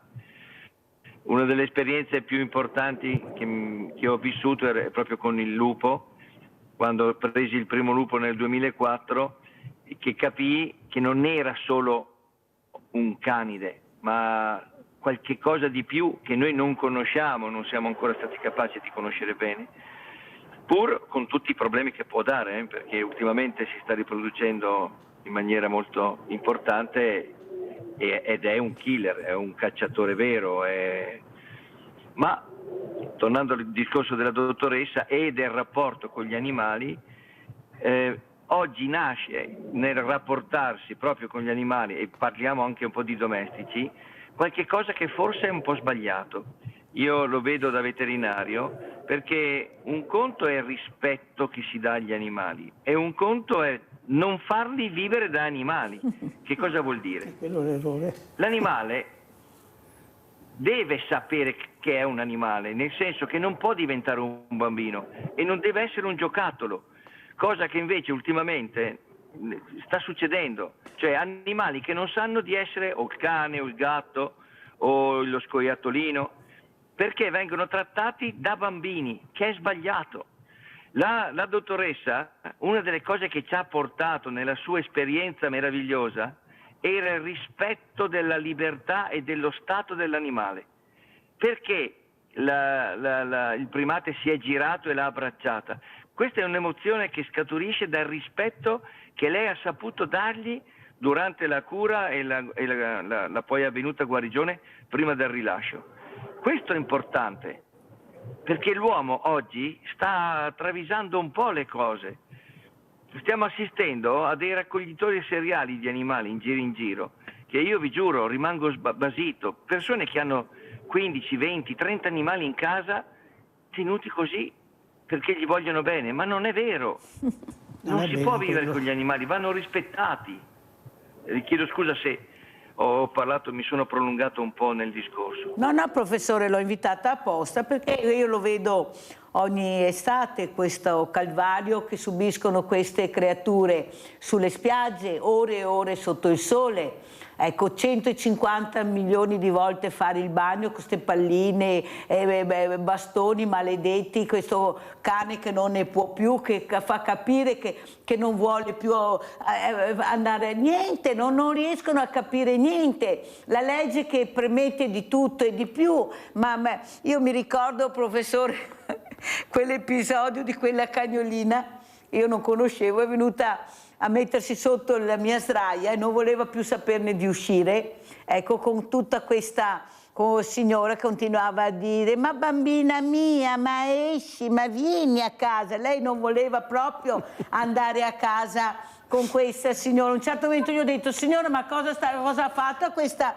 creatura, perché la odi così tanto? Cos'è che gli fa tutto il giorno a questa? Ma scherza, ma cosa mi dice? No, gli dico quello che penso, non vuole uscire dal mio sdraio, sarà pure un motivo. Signora, capisce, professore, che come dice lei non riescono a capire che l'animale deve essere animale. Ore e ore chiusi in questi appartamenti, cani di stazza anche grandi, fanno la passeggiatina di cosa? 10 minuti, un quarto d'ora, 2 volte al giorno, ma basta. E questa è una realtà che, ahimè, oggi si verifica troppo spesso, perché io vi parlo di realtà, mi chiamano per catturare animali che sono diventati un po' mordaci o che non hanno un buon rapporto con le persone, ma tutto scaturisce da come vengono gestiti. Cioè, animali che non darebbero segni di malessere se non proprio stressati dal sistema di gestione. Non si può, come diceva giustamente lei, tenere degli animali di mole in casa tutto il giorno pensando che la sera andando fuori dall'ufficio e prendendo il cane al guinzaglio si possa esprimere la propria dinamicità, la propria capacità, l'essere quello che è. Cioè, cani adesso vanno di moda, ecco, poi l'altra cosa sono i cani di moda. I cani di moda non ce n'è per nessuno e ovviamente quando parte la moda tutti vogliono gli stessi cani. E adesso c'è la moda dei cani da pastore, che sono cani intelligentissimi ma che hanno la necessità di viversi con gli animali. Per dire, le pecore sono le pecore, loro devono poter stare ore a contatto degli altri animali perché è nella loro genetica, è nel loro essere. E tutte le turbe che nascono da quei cani che invece sono in casa e devono fare il cagnolino di peluche durante il giorno perché non abbiamo tempo da dedicarci, e poi la sera devono diventare invece cani simpatici, obbedienti. Ma non è possibile, non è così. Dovremmo rispettarli di più.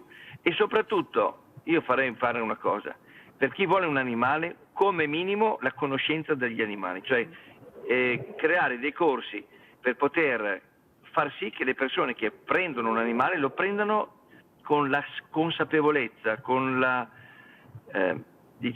capacità di capire che non lo possono trattare come una statuina, come un pupazzetto, se no è veramente molto meglio prendere un bel peluche. Abbiamo Paola da Padova. Ciao Paola. Ciao Mirella e buongiorno al tuo ospite, che non ho fatto in tempo a sentire il nome, che comunque saluto con grande rispetto. Ne ho due ospiti, Paola. Ho il professor Gianpietro Muraro e il professor Gianmaria Pisani, un docente di moda e un veterinario. Ecco, allora ovviamente parlando di animali mi rivolgo più al docente di veterinaria, che pur avendo sentito solo, penso, una parte del suo intervento, sono comunque d'accordo in quasi tutto quello che ha detto, però forse ci sono, come in tutte le cose, due rovesci della medaglia. La teoria, quello che vorremmo, quello che dovrebbe essere, e dopo che c'è la realtà triste, amara e molto molto sempre dolorosa, sia per le persone e sia per gli animali. Adesso parliamo di animali. Dunque, visto che per tutta la vita ho dedicato più della metà della mia vita per il volontariato, sia persone e sia per gli animali, la realtà qual è? Che solo in Italia, ma purtroppo l'Italia non è il perno del mondo, ma parliamo dell'Italia, ci sono più di 1 milione di cani abbandonati. Ogni cane che viene abbandonato è quasi sempre che si trova come minimo alla leishmaniosi, proprio il minimo, l'ottimum della salute, ma quasi sempre lo troviamo con 1000 ferite, con le code tagliate, con le zampe tranciate, in stati mostruosi. E i veterinari, quando gli portiamo questi cani trovati, vanno per parcelle, perché dopo come minimo che se le 2 o 3 giorni di degenza, come minimo 1.000 euro, perché poi c'è, quando va tutto bene, poi la vaccinazione, la sterilizzazione. Quindi intanto farei una preghiera, approfitto del professore di veterinaria per fare un appello a questi veterinari che si mettono la mano nel cuore, perché c'è gente che non mangia per salvare comunque una creatura sofferente. Sono molto d'accordo sul fatto di non umanizzare troppo, ci mancherebbe, però come contropartita avevamo 90 miliardi di animali negli allevamenti intensivi che poi passano per i mattatoi. Abbiamo cani in canili lager, perché qua nel nord adesso insomma le cose vanno discretamente bene, ma nel centro-sud le cose sono un disastro. Cani che partono a camionate per la Germania e non si sa che fine fanno, oppure lo sappiamo ma non abbiamo le prove certe, ma certo che cani ammalati, vecchiotti e non bellissimi pagati a 700 euro si fa presto a tirare le somme. Questa è la realtà, cani che restano in un box anche 10-11 anni in do per do con le... Sì che io chiaramente perdono, tra virgolette perdono chi umanizza anche troppo, perché l'altra faccia della medaglia è indegna di chiamarla comportamento da essere umano.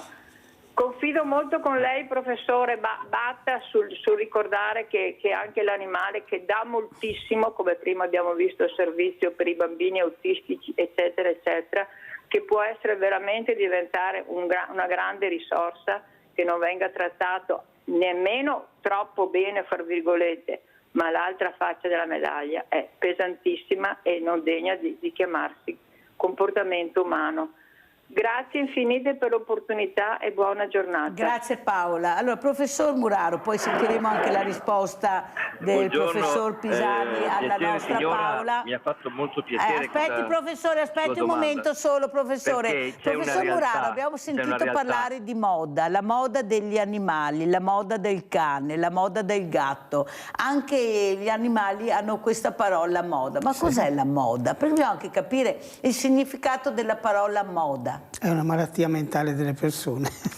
Scusi, perché insomma, moda, non si può chiamare moda uno che si prende un cane. Ossia, adesso diciamo, tutti ce l'hanno perché è di moda. È come io lunedì ho fatto una conferenza a Milano e avevo delle signore che avevano la borsa con dentro il cagnolino, che poverino è stato lì 2 ore e mezzo chiuso in questa borsa. Ma questa è, diciamo, non è voler bene a una bestia praticamente. No, ma la risposta, parentesi, è ma lui è abituato. Sì, ma è abituato a che? Praticamente è un cane, non è un essere umano. A quello che vuoi tu è abituato. Esatto, perché l'hai addomesticato e lo stai sacrificando. Perché il cane, difatti, più di una volta hanno reagito questi cani e volevano andare fuori. Ma guai, capito? Allora, professor Muraro, adesso vedo anche la moda delle pellicce sintetiche, perciò la pelliccia sta ritornando alla moda. Ecco, quale sarà la moda di quest'anno? E la creatività anche nel creare questi nuovi modelli, questi nuovi colori. Una volta la pelliccia era grigia, nera e marrone, adesso veramente adesso la bianca. può essere anche colorata. Però adesso tanto... le pellicce sono colorate, sono bellissime, però la pelliccia vera va ancora di moda. Solo chi non ha fortuna di averla, magari o sfortuna, prende quella sintetica. Prego, professore. C'è anche, diciamo, una volta c'era veramente l'espansione della pelliccia, adesso c'è la pelliccia perché piace anche ai giovani, però appunto c'è questa pelliccia sintetica che devo dire ce ne sono anche di carine che possono sembrare vere.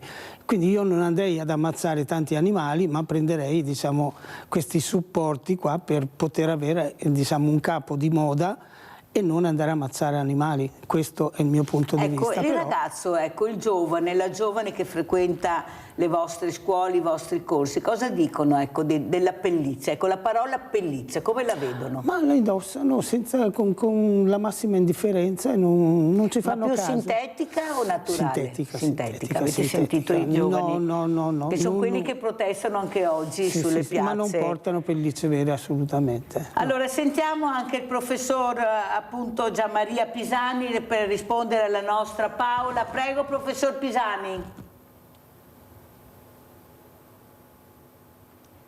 Voce.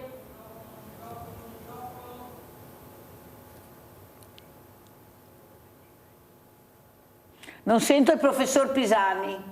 Professore, non la sento. A parte che vedo che è in macchina, una cosa proprio che alla Mirella piace da morire. I collegamenti con le macchine sono la mia passione.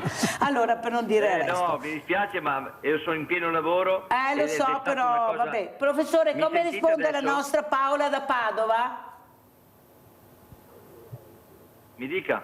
Come risponde la nostra Paola da Padova? Sì, no, rispondo in questi termini. Per quello che riguarda le spese veterinarie posso capire, ma ci sono delle convenzioni e ogni comune di solito fa delle convenzioni proprio a favore dei cagnolini ritrovati attraverso il sindaco o appendici del sindaco. Cioè c'è un trattamento a modo e ho molti colleghi che li seguono e che fanno. Certo è che per alcune persone il pensiero di dire devo salvare una vita, devo farla, devo tenere, crea quello che si chiama questo movimento allucinante dal meridione diciamo, al centro Italia, al nord Italia, di cani che arrivano in staffette. Sono cani di cui non si conosce minimamente la realtà di casa, quindi da dove arrivano, come hanno vissuto. Vengono sempre rappresentati come cani bastonati o come cani sofferenti che hanno bisogno di trovare casa, ma non si preparano le persone che poi le riceveranno. E io mi trovo con chiamate, ma vi dico davvero continue, perché i cani dopo la prima settimana che sono stati adottati ovviamente non hanno la capacità di dire ho trovato una nuova casa, scappano e poi sono in giro per le campagne o per le strade delle città. Quindi manca questa cultura e ho paura che il fatto di portare cani e spostarli da un comune all'altro e vedersi quello che sta succedendo oggigiorno dal meridione, il centro Italia, il nord Italia, sia vantaggioso da un punto di vista economico per chi ha questi cani fra virgolette abbandonati e recuperati sul territorio e poi portati al buon cuore di chi li può ricevere. Ma è sbagliato anche questo, perché non sono seguibili e non sono, cioè è vero che hanno le malattie, ma arrivano con le malattie proprio in virtù di questa situazione che il cane piaga crea compassione, e questa è una cosa di una tristezza infinita. Io ho dei colleghi che lavorano in meridione, catturano cani, li mettono a posto continuativamente e sono osteggiati perché questo mercato che si è creato si è ormai diffuso a tal punto che ci sono passaggi quotidiani di cane dal nord al sud al nord in continuo. È incredibile quello che ci sta dicendo, professore. Abbiamo Mirella da Riese, poi continuiamo, se no mi cade la linea. Vai Mirella. Allora io dico che l'anno scorso ero in una fiera e ho visto una cosa, guarda che me la ricorderò per sempre. Ho visto un cagnetto piccolo su un passeggino piccolo adatto per i cani. Aveva il biberon, aveva il cappellino, aveva il collarino d'oro attorno al collo ed era con una copertina, una cosa che guarda, non ho mai visto in vita mia. Un cane trattato come un bambino. Una cosa pazzesca, un cane deve essere un cane e basta, no? Chi che se lo porta a letto, qua, di là, lo carezzano. Certe donne mi danno proprio fastidio perché è tutto baci, stupi qua e là. Un cane deve essere un cane. Grazie Mirella, abbiamo sentito la riflessione di Mirella. Professor Muraro, ecco, invece tornando anche a quello che è la formazione, che parlava giustamente anche il professor Pisani, l'importanza di fare formazione, di conoscere quello che tu vuoi fare, esatto, come lo devi fare, non puoi inventarti se non hai la formazione, prego. Diciamo che serve la formazione perché essendo che i lavori, a parte che i lavori sono diventati molto più complicati di quelli che erano una volta si imparava, dicevano impari con gli occhi, al giorno d'oggi non si impara più con gli occhi, si impara con tanta preparazione, con tanto studio e con tanta attenzione. E quindi il mondo è cambiato e i giovani hanno bisogno di essere supportati in tutto questo. Se noi li abbandoniamo a se stessi praticamente diventano anche loro delle persone, non chiamiamoli animaletti, ma diciamo in certi casi sono trattati da tali. Ecco, io vedo questo, diciamo, che non mi piace assolutamente. E poi praticamente se noi li aiutiamo, ci sono dei ragazzi che veramente hanno dei numeri. E perché perderli per la strada? Perché non si va incontro, non si prende per mano questo ragazzo e si capisce cosa vuole fare. È questo che dico io. Ecco, ma questi corsi che abbiamo detto sono già iniziati, queste aziende, ecco, come si svolge? Ecco, spieghiamolo anche a casa. Ma se loro praticamente si rivolgono alle agenzie del lavoro, che sono, se posso fare i nomi, certo, praticamente è Umana, è Randstad ed è la Kairos. Sono le 3 agenzie con le quali io lavoro. E loro praticamente assoldano questi giovani, li incontrano. Ma sono sempre agenzie interinali? Sì, sono agenzie, diciamo, però, per il lavoro. Mi scusi professore, non dovrebbe essere anche, visto che l'ufficio del lavoro e l'ufficio per l'impiego dovrebbe essere in regione, non so perché non si sente niente, è un'altra cosa, come da apripista, diciamo, perché qua continuiamo ad andare io ho ragazzi che mandano curriculum a destra, a manca, specialmente alle gente in generale, non c'è minimamente risposta, oppure fanno il colloquio e ciao. Allora, cioè, ma c'è qualcosa che non va. Esatto, ci sono dei bandi praticamente a cui partecipano queste diciamo agenzie. Sì. E questi bandi praticamente sono, diciamo, quando loro prendono il bando praticamente possono sviluppare il percorso. Sono bandi regionali? Sono bandi regionali, esatto, sono soldi che arrivano dalla regione e quindi praticamente dopo questi soldi vengono impegnati per aiutare i giovani. Tutto qua. Sembra semplice ma non lo è. No. Leone da Tre Baselleghe, vai semplice. Leone. Ciao Mirella, grazie, soprattutto gli ospiti. Allora, questo signore che ha a che fare con la moda. Allora, l'alta moda dovrebbe essere fatta solo con materiale naturale, cioè non sintetico. Esatto. Perché io trovo difficoltà a trovare qualcosa che non sia di plastica, che non sia sintetico.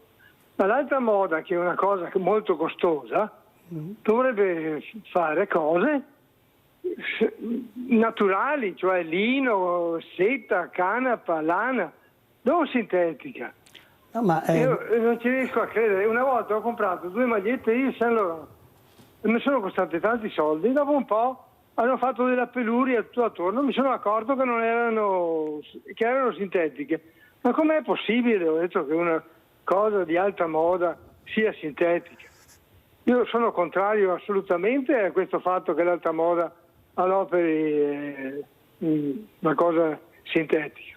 Ciao Mirella, grazie. Grazie Leone, prego professor Muraro. Ma diciamo che l'alta moda, appunto, quando si trovano queste, purtroppo sono anche delle fregature che tanti etichettano i capi anche se non sono autentici. Quindi esiste anche questo nel mercato. Comunque diciamo che l'alta moda, se parliamo l'alta gamma, ecco, adesso si chiama più che l'alta moda, perché l'alta moda appartiene, diciamo, solamente a una piccola parte di elite, ma i brand sono l'alta gamma. Quindi se parliamo di alta gamma si sta usando, io vedo, sto lavorando con parecchi, e nella maglieria usiamo il pura lana vergine, usiamo il cashmere, misto cashmere, la viscosa, ecco, anche perché anche quella è una fibra naturale diciamo, e poi c'è questo riciclo. Una volta si usava il nylon, si usava, diciamo, il poliestere, quelle cose lì.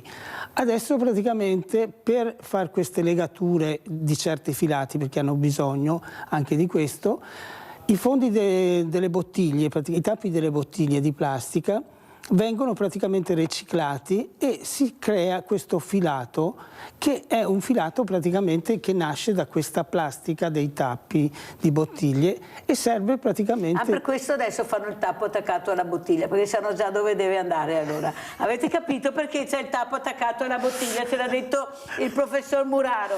Grazie professore. Allora andiamo anche ormai siamo quasi in chiusura, dal professor Pisani. Professor Pisani, ma sono spariti gli orsi di lupi, si parla poco, allora cos'è successo? Oppure c'è qualcuno che strumentalizzava, e soprattutto la preparazione, la conoscenza, la formazione?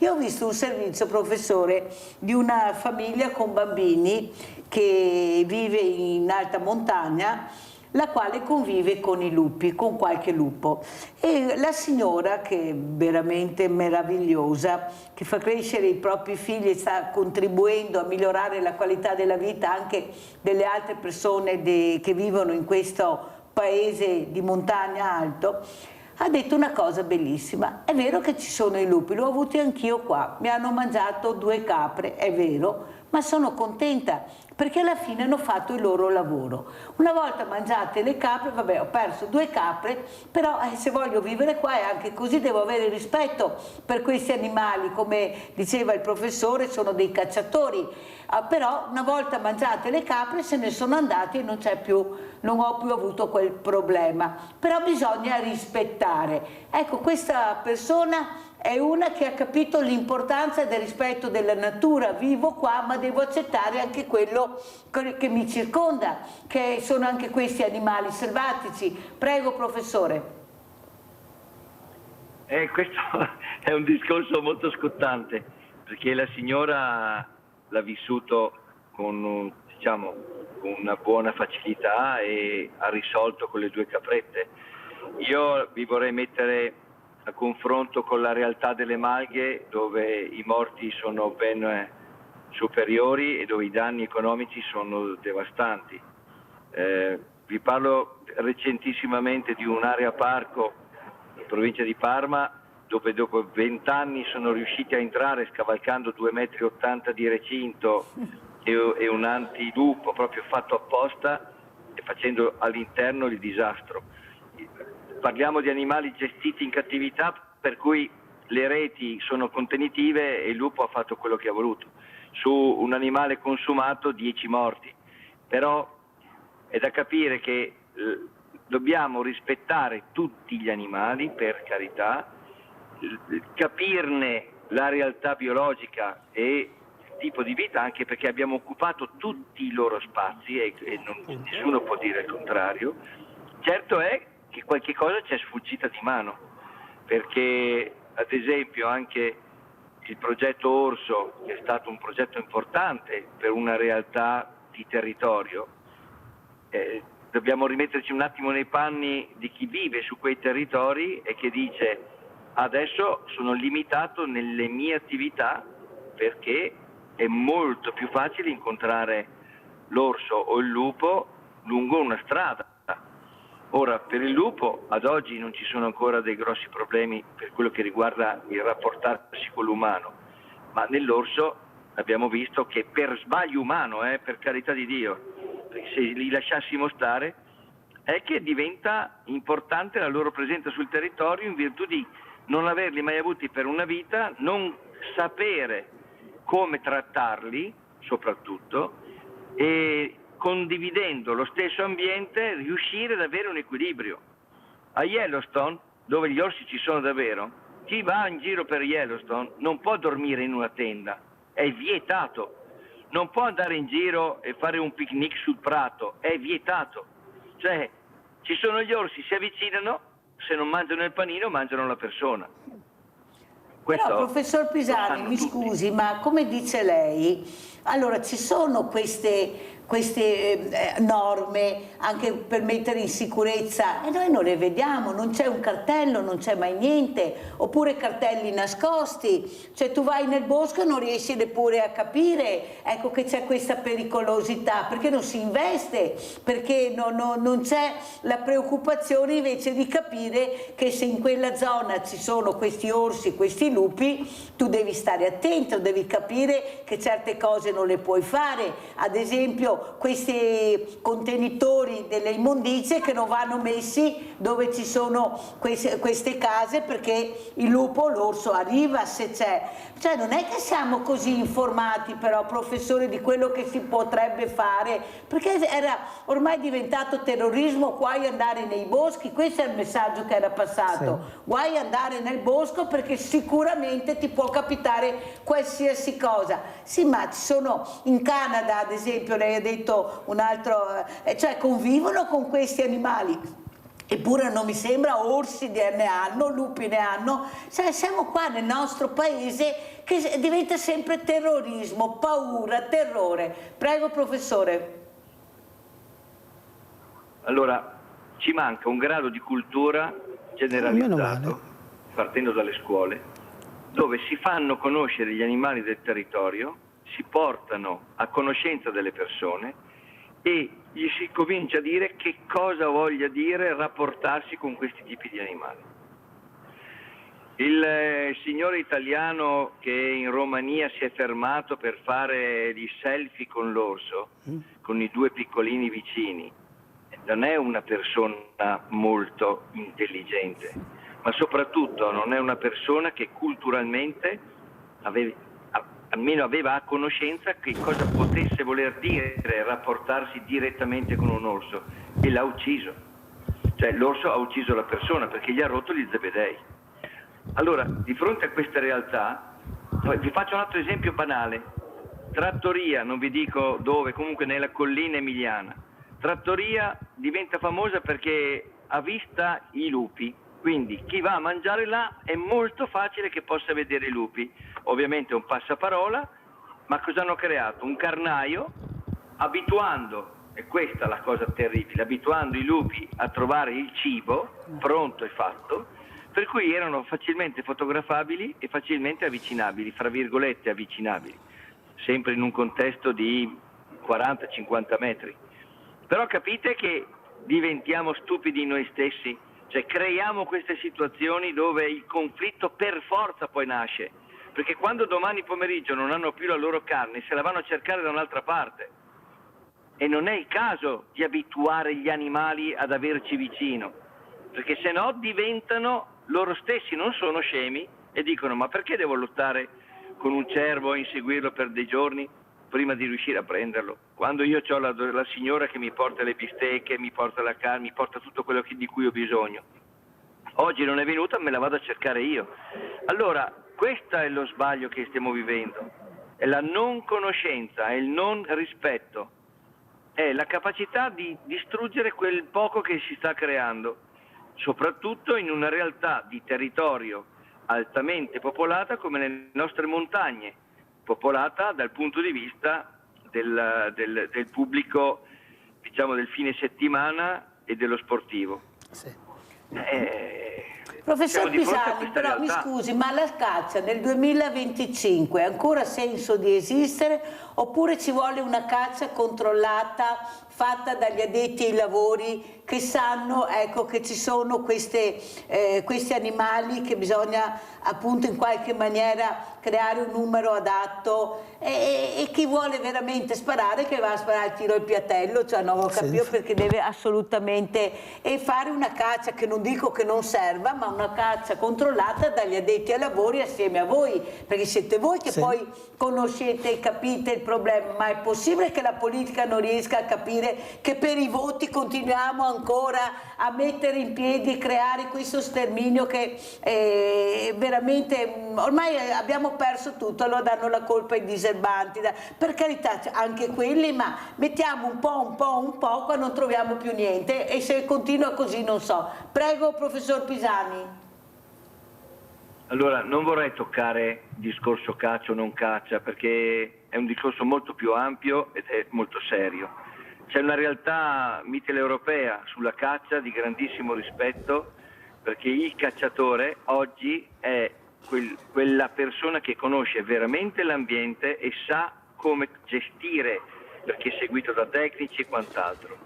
C'è un rispetto diverso fra i cacciatori del nord Europa e i cacciatori del sud Europa, perché anche lì la caccia, ovviamente, come negli automobilisti c'è chi passa con il rosso e chi investe le persone sulle strisce pedonali, qualche rincoglionito c'è anche nei cacciatori, ovviamente.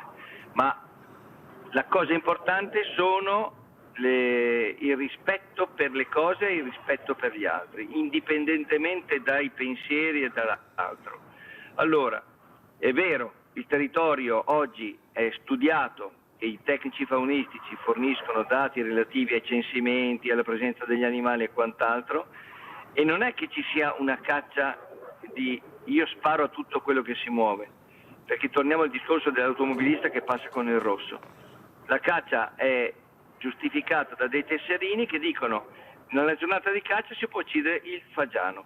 Poi il fatto di prenderne 2 o di prenderne 10 dipende dalla serietà delle persone che hanno in mano l'arma e questo è indiscutibile. Quindi io parlo di persone serie e discutiamo di persone serie, ma abbiamo visto che ci sono anche persone poco serie. Queste vanno punite. La maggioranza. Il vigile che trova la persona che passa con il rosso lo multa, gli toglie i punti della patente, stesse cose capitano nella caccia. Allora, di fronte a questo, oggi non è più una caccia di tiro a tutto quello che si muove, è una caccia controllata, è una caccia fatta sul territorio per la quantità di selvaggina che è sul territorio. Avete ben visto che cosa è successo con i cinghiali con la questione della peste suina, ahimè. Certo è che, lo dico a tutti, Infatti non si sente più niente. Allora, professor Muraro, ormai siamo in chiusura, che appello vuole fare, come ci saluta? Ma io l'appello che voglio fare è spero di trovare, diciamo, della ninfa giovane per poter, diciamo, esporre tutto quello che serve a noi, diciamo, anche nel mio campo, io sto parlando del campo moda praticamente, e per poterli aiutare a crescere, perché io soprattutto in questo periodo qua mi sto dedicando a questo. Non mi interessa, diciamo, più fare stile, diciamo, per aziende, per brand che mi chiamano, cose del genere, ma trovare ragazzi per poter scaricare. O anche persone sì, di una certa età. Esatto, io ho avuto la fortuna di avere dei grandi maestri nel mio percorso che ho fatto e pertanto, avendo avuto questi grandi maestri, ho imparato molte cose e queste cose le vorrei lasciare, ecco, come testimonianza di quello che mi hanno insegnato e di quello che posso dare ai giovani. Ecco, la mia missione è questa, aiutare i giovani e le persone, naturalmente, come ho parlato prima, giovani e meno giovani. Grazie veramente, grazie al professor Gianpietro Muraro, docente di moda e non solo, adesso sta cercando di trovare linfa umana per specialmente giovani ma anche meno giovani per portare avanti questa creatività, questo Made in Italy meraviglioso, esatto. Ecco, questo artigianato vero che è nelle mani di queste persone, ma esatto. Non si ricordano neppure, ma ce l'hanno perché certo. Magari l'hanno insegnato da piccoli, poi l'hanno perso nel tempo, perciò se volete, come ha telefonato quella persona di 91 anni, Giorgio da Venezia, ecco, pensate che siete ancora molto molto utili con la vostra scienza che avete proprio accumulato in tanti anni di lavoro anche molto duro. Grazie. Ormai penso che non riesco più a collegarmi col professor Gianmaria. Eccolo qua, professore, allora stavo finendo con i cinghiali, prego. No, stavo dicendo, perché nessuno parla della realtà italiana. Nel 1923 c'erano 4 milioni di ettari di bosco, nel 2023 i milioni di bosco, se io faccio la domanda a chiunque, tutti mi rispondono sono fortemente diminuiti. In realtà si sono triplicati perché abbiamo un abbandono della montagna, i prati non vengono più coltivati, non abbiamo più le culture dall'alta collina alla montagna e si è riformato il bosco, che ha creato un ambiente idoneo a tutta la fauna selvatica per riprodursi. E questo, per tanti sbagli poi avvenuti con rilasci di animali e quant'altro, ha creato la situazione in cui siamo oggi. Il lupo, voglio sottolinearlo, mentre l'orso è stato portato e rimesso in Italia, il lupo è il lupo italico, cioè è il lupo, nessuno ha mai messo un lupo dall'esterno in Italia. Sono lupi che negli anni 70 si erano ristretti in alcune zone del meridione, con questi boschi aumentati, la selvaggina aumentata e la loro capacità di percorrere strade a noi sconosciute, ma soprattutto ad imporsi in un territorio con una capacità impressionante di vedere le cose, di capire come fare, le ha ricolonizzato e adesso sta aumentando. Non è controllato e questo aumento lo stiamo sentendo. In alcune aree io vi garantisco che abbiamo nelle zone di zootecnia o di alta zootecnia gruppi di lupi che girano intorno alle aziende zootecniche, mangiano tutto quello che trovano, che viene scartato dall'azienda zootecnica. L'animale morto viene lasciato morto fuori una notte, non abbiamo ancora predisposto delle aree chiuse affinché gli animali non possano accedervi e quindi loro consumano tutto quello che trovano a costo zero. È come se noi la sera in un supermercato aprissimo delle dispense e le lasciassimo lì all'esterno. Chiunque può intervenire e quindi presentarsi e mangiare quello che vuole. Ecco, quello che sta succedendo in Italia adesso è questo. Grazie, veramente grazie al professor Gianmaria Pisani, medico veterinario, di essere stato con noi, anche le informazioni anche corrette che ci ha dato, e noi abbiamo bisogno di informazioni corrette. Grazie, grazie anche al professor Gianpietro Muraro, docente di moda, pubblicità.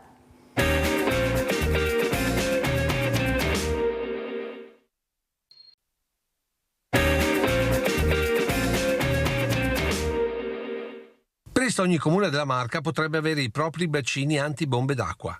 Almeno i 34 che appartengono ai quasi 65.000 ettari sui 19.000 km² gestiti dal Consorzio di Bonifica Piave. Come consorzio stiamo creando una rete con tutti i sindaci per condividere tutte le informazioni e avere una collaborazione stretta a livello di progettazione tecnica proprio e di informazione stesse, in modo tale da monitorare in maniera puntuale e progettare in maniera puntuale nelle varie zone risposte specifiche per risolvere dei momenti critici.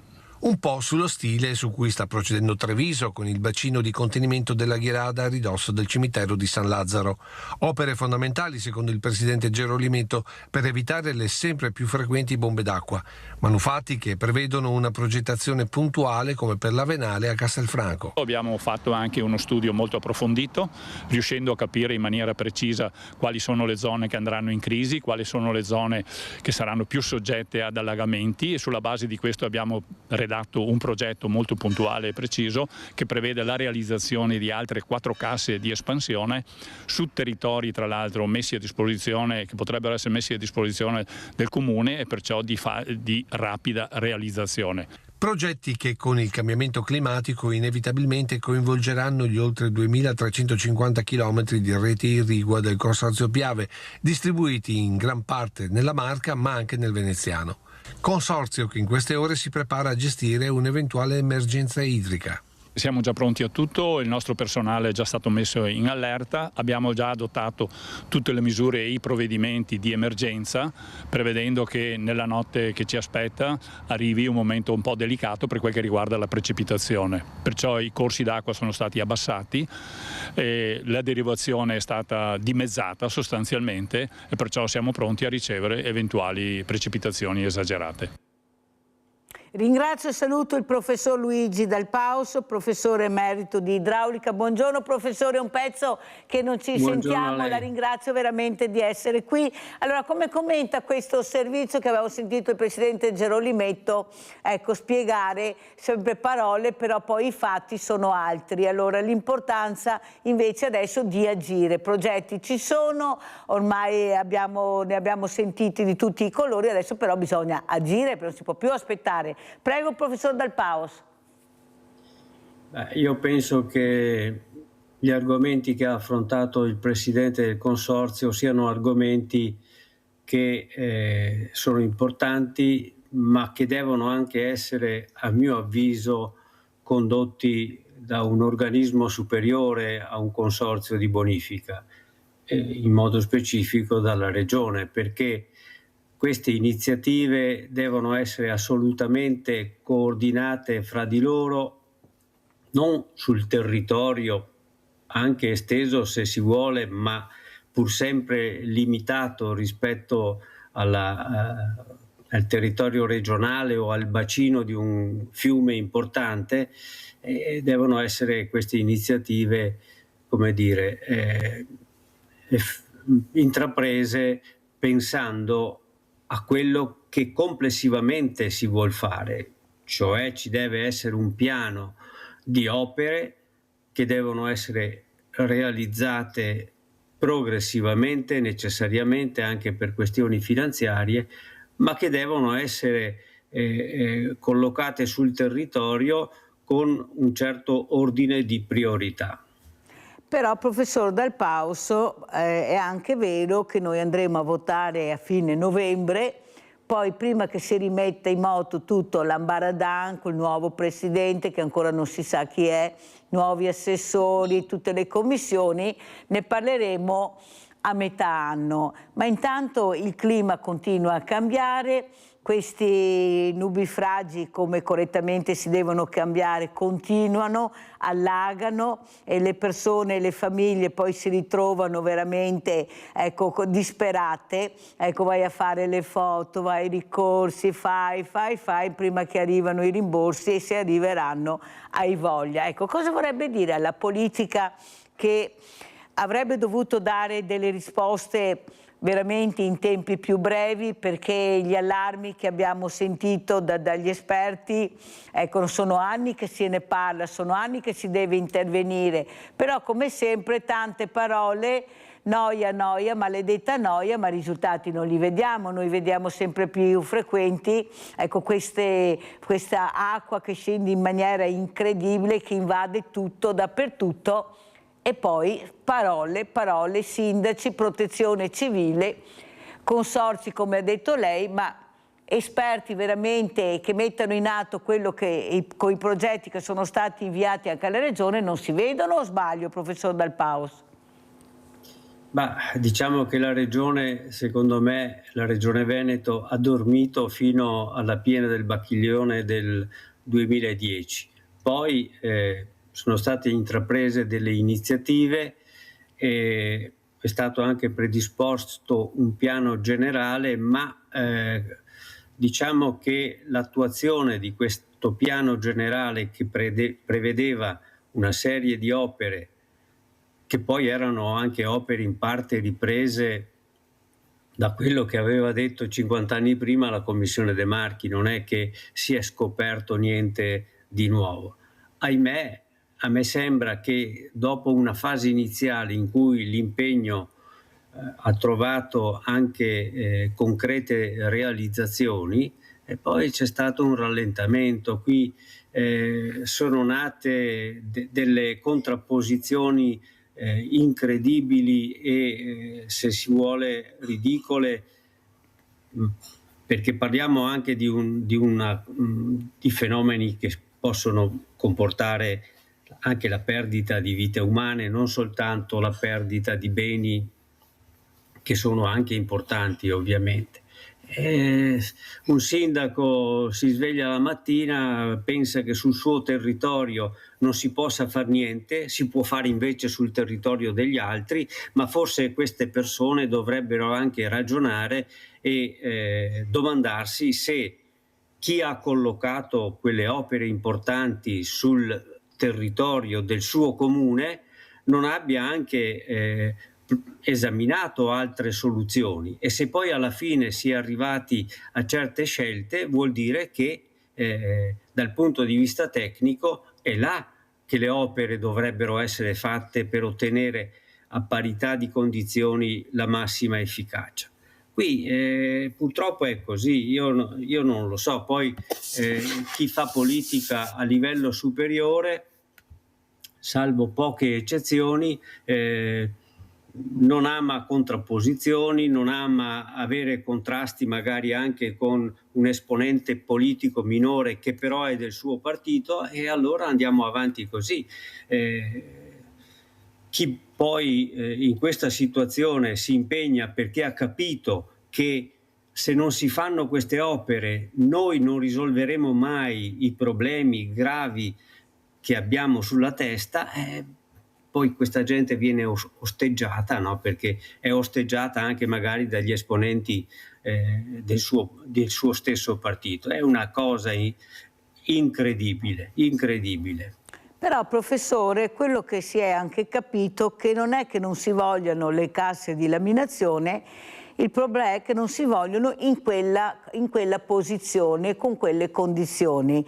Ecco, adesso c'è un commissario, lei ha detto non deve essere il consorzio perché ci sono degli esperti che dovrebbero prendere posizione, un tavolo di esperti, ma mi sembra che ci sia adesso un commissario, e anche questo commissario, detta di qualcuno, non dovrebbe essere lui a decidere sulla sorte di queste persone. Lei cosa ne pensa, professor Dal Paus? Io penso che certi personaggi che hanno o praticano certe posizioni, coltivano certe posizioni, dovrebbero star lontani dalla politica, perché la politica è quella che porta gli uomini a progredire e a realizzare le opere che sono necessarie in prospettiva anche, no? Se uno incomincia a mettere bastoni fra le ruote perché dice che nel suo territorio non si può fare, che magari si può fare, come ho detto prima, sul territorio di qualche altro comune, molto spesso queste persone, diciamo che non hanno nessuna conoscenza delle problematiche idrauliche, parlano a vanvera, si avvalgono poi di cosiddetti esperti che propugnano soluzioni che sono ridicole all'esame del buonsenso comune della gente, perché quando uno mi dice ma no, non si fanno più questi bacini di accumulo, basta fare in modo che la gente sia istruita a portarsi di qua piuttosto che di là in occasione di queste situazioni tragiche. Forse questi personaggi non hanno capito quanto sia difficile a uno che non ha competenza ed esperienza togliersi dai guai quando fosse travolto dalle acque. Subito si può dire fa scelte sbagliate, ha capito? E allora che vogliamo fare? Io direi che questa gente è giusto che manifesti le sue posizioni, ma sarebbe anche altrettanto giusto che pagasse le conseguenze eventuali delle posizioni che assume. Professor Dal Paus, quello che però traspare è che la politica, se vuole fare una cosa, la fa. La pista da bob ne è una dimostrazione. quanti contrari avevamo, costi inauditi rispetto a quello che ha bisogno il Paese, però si è fatta. Allora non è che ci sia è stata la volontà politica di continuare se, come dice lei, era una cosa necessaria che salva la vita non solo delle cose ma anche delle persone. Allora vuol dire che è stata una mancanza politica di continuare su un percorso che per lei era molto chiaro e soprattutto sicuro. Prego, professore.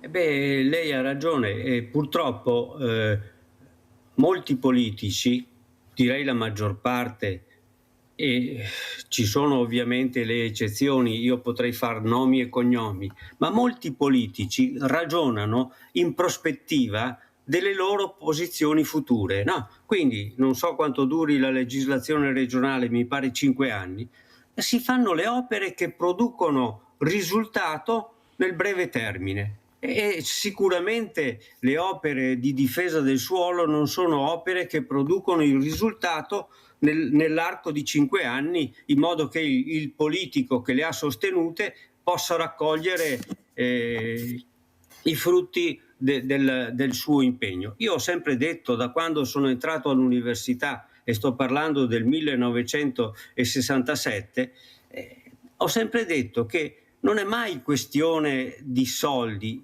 di finanziamenti, è sempre questione di volontà politica. La volontà politica di operare in questo campo, dopo la chiarissima posizione presa dalla Commissione De Marchi e la magistrale relazione che il professor De Marchi tenne alle Camere riunite per illustrare il suo lavoro, dopo quella relazione la politica, passato qualche tempo dal novembre 1966, ha pensato che ma sì, le piene, ma che ci occupiamo di questi problemi che magari capiteranno di nuovo fra 10, 20, 30 anni. Facciamo altre cose, facciamo strade, facciamo rotonde, facciamo questo, facciamo quest'altro. Questa è la realtà.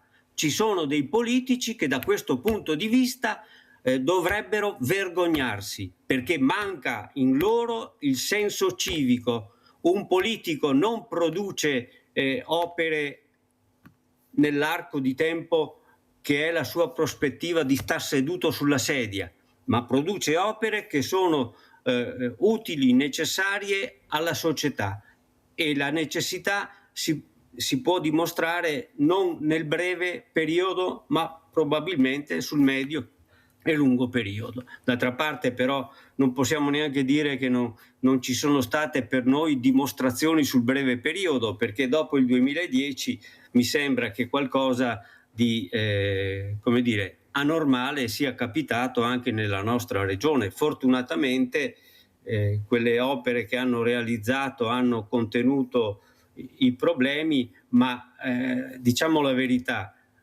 in occasione della famosa tempesta Vaia, se non ci fosse stato il supporto messo in piedi dalla Regione Veneto e dall'Università di Padova dopo la piena del Bacchiglione del 2010, forse avremmo pagato duramente le conseguenze di quella alluvione, mi scusi, che ma non ha è prodotto che un morti, ma ha prodotto danni. Sì, però professor Dal Paus, mi scusi, ma non è che un politico deve decidere lui questo sì e questo no, questo lo faccio e questo non lo faccio. Come dice lei, noi abbiamo fior di rappresentanti molto preparati, ecco, di far sedere attorno ad un tavolo e di capire qual è la strada giusta da prendere prima di iniziare di fare qualcosa, se non hai un consenso, perché sappiamo poi come funziona, si blocca tutto. Allora perché non si fanno questi tavoli prima di decidere il progetto che tu vuoi fare, vuoi portare avanti assieme a tante realtà, perché di ricercatori, scienziati, ingegneri idraulici, di tutte più ne abbiamo. Si prende il meglio che offre la scienza, la ricerca e la competenza e si cerca di portare avanti. Invece lei giustamente sta dicendo qui la politica si divide, ha paura di fare del male perché all'interno del suo stesso partito ci sono favorevoli e contrari, perciò non non mi muovo, cerco di passare i cerini, ma poi i cerini rimangono a noi, professore, perché il politico passa, ma i danni poi dobbiamo pagarceli noi, e vorrei vedere se tanti politici avrebbero impiegato i loro soldi per fare quello che hanno fatto, visto che poi i danni ce li paghiamo noi se li avrebbero proprio fatti.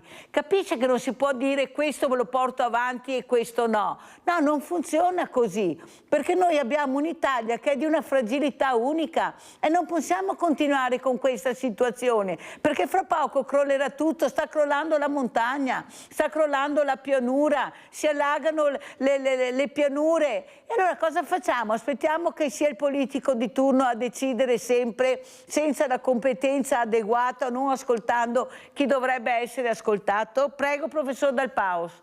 Ma guardi, io ho ormai una certa età, no? Sono più di 50 anni che mi occupo di questi problemi della difesa idraulica del territorio. Le soluzioni ci sono. Purtroppo ci sono anche tra i tecnici e anche fra gli accademici dei personaggi che forse hanno uno scarso senso dell'importanza di avere la dignità della professione che si esercita. C'è gente che di fronte a una proposta, a una soluzione, è subito pronta a formularne un'altra, magari tecnicamente inconsistente, pur di spiazzare quella posizione. Io queste situazioni le ho vissute. Molte opere indicate dalla Commissione De Marchi, che se noi avessimo realizzato negli anni immediatamente successivi a quel disastro, ci avrebbero sicuramente dato una condizione migliore dal punto di vista della sicurezza idraulica. Molte di queste opere sono state spiazzate da altri tecnici, da accademici, e potrei fare nomi e cognomi, ma se lo facessi sarei trascinato subito davanti a un giudice per diffamazione. No, e però le dico che è così. Opere che sarebbero state decisive sono state boicottate da questi personaggi che appartengono anche alla mia categoria, che pur di prendere un incarico, pur di soddisfare alle paturnie del politico di turno che è in vista, si piega e lascia perdere i dettami e i criteri della scienza per adattarsi alle soluzioni che qualcuno richiede, ovviamente avendone vantaggio, perché bisogna Abbiamo anche Gianfranco dire così. Valeri da Cesarco, non è professore, poi continuiamo, sennò cade la linea. Vai Gianfranco. Sì, buongiorno signora Mirella. Buongiorno. Buongiorno professore. Lei professore è chiarissimo, ma sui politici è trasversale da sinistra a destra queste cose, non è praticamente trasversale. Però volevo dire una cosa professore. Non si parla mai di manutenzione, non si fa manutenzione, la manutenzione è sparita, si fa un'opera e poi rimane lì fino a quando è distrutta. La manutenzione non porta voti, neanche la manutenzione, neanche le fognature portano voti, perché vanno sottoterra, ha capito? Le dico io che questo, cioè tutte le cose che si vedono le fanno, e poi manutenzione zero, ma non lei giri tutto il Veneto oppure in tutta Italia, vedrà quante manutenzioni vengono fatte. Buongiorno e grazie e buon lavoro. Grazie Gianfranco Valeri, prego professor Dal Paus.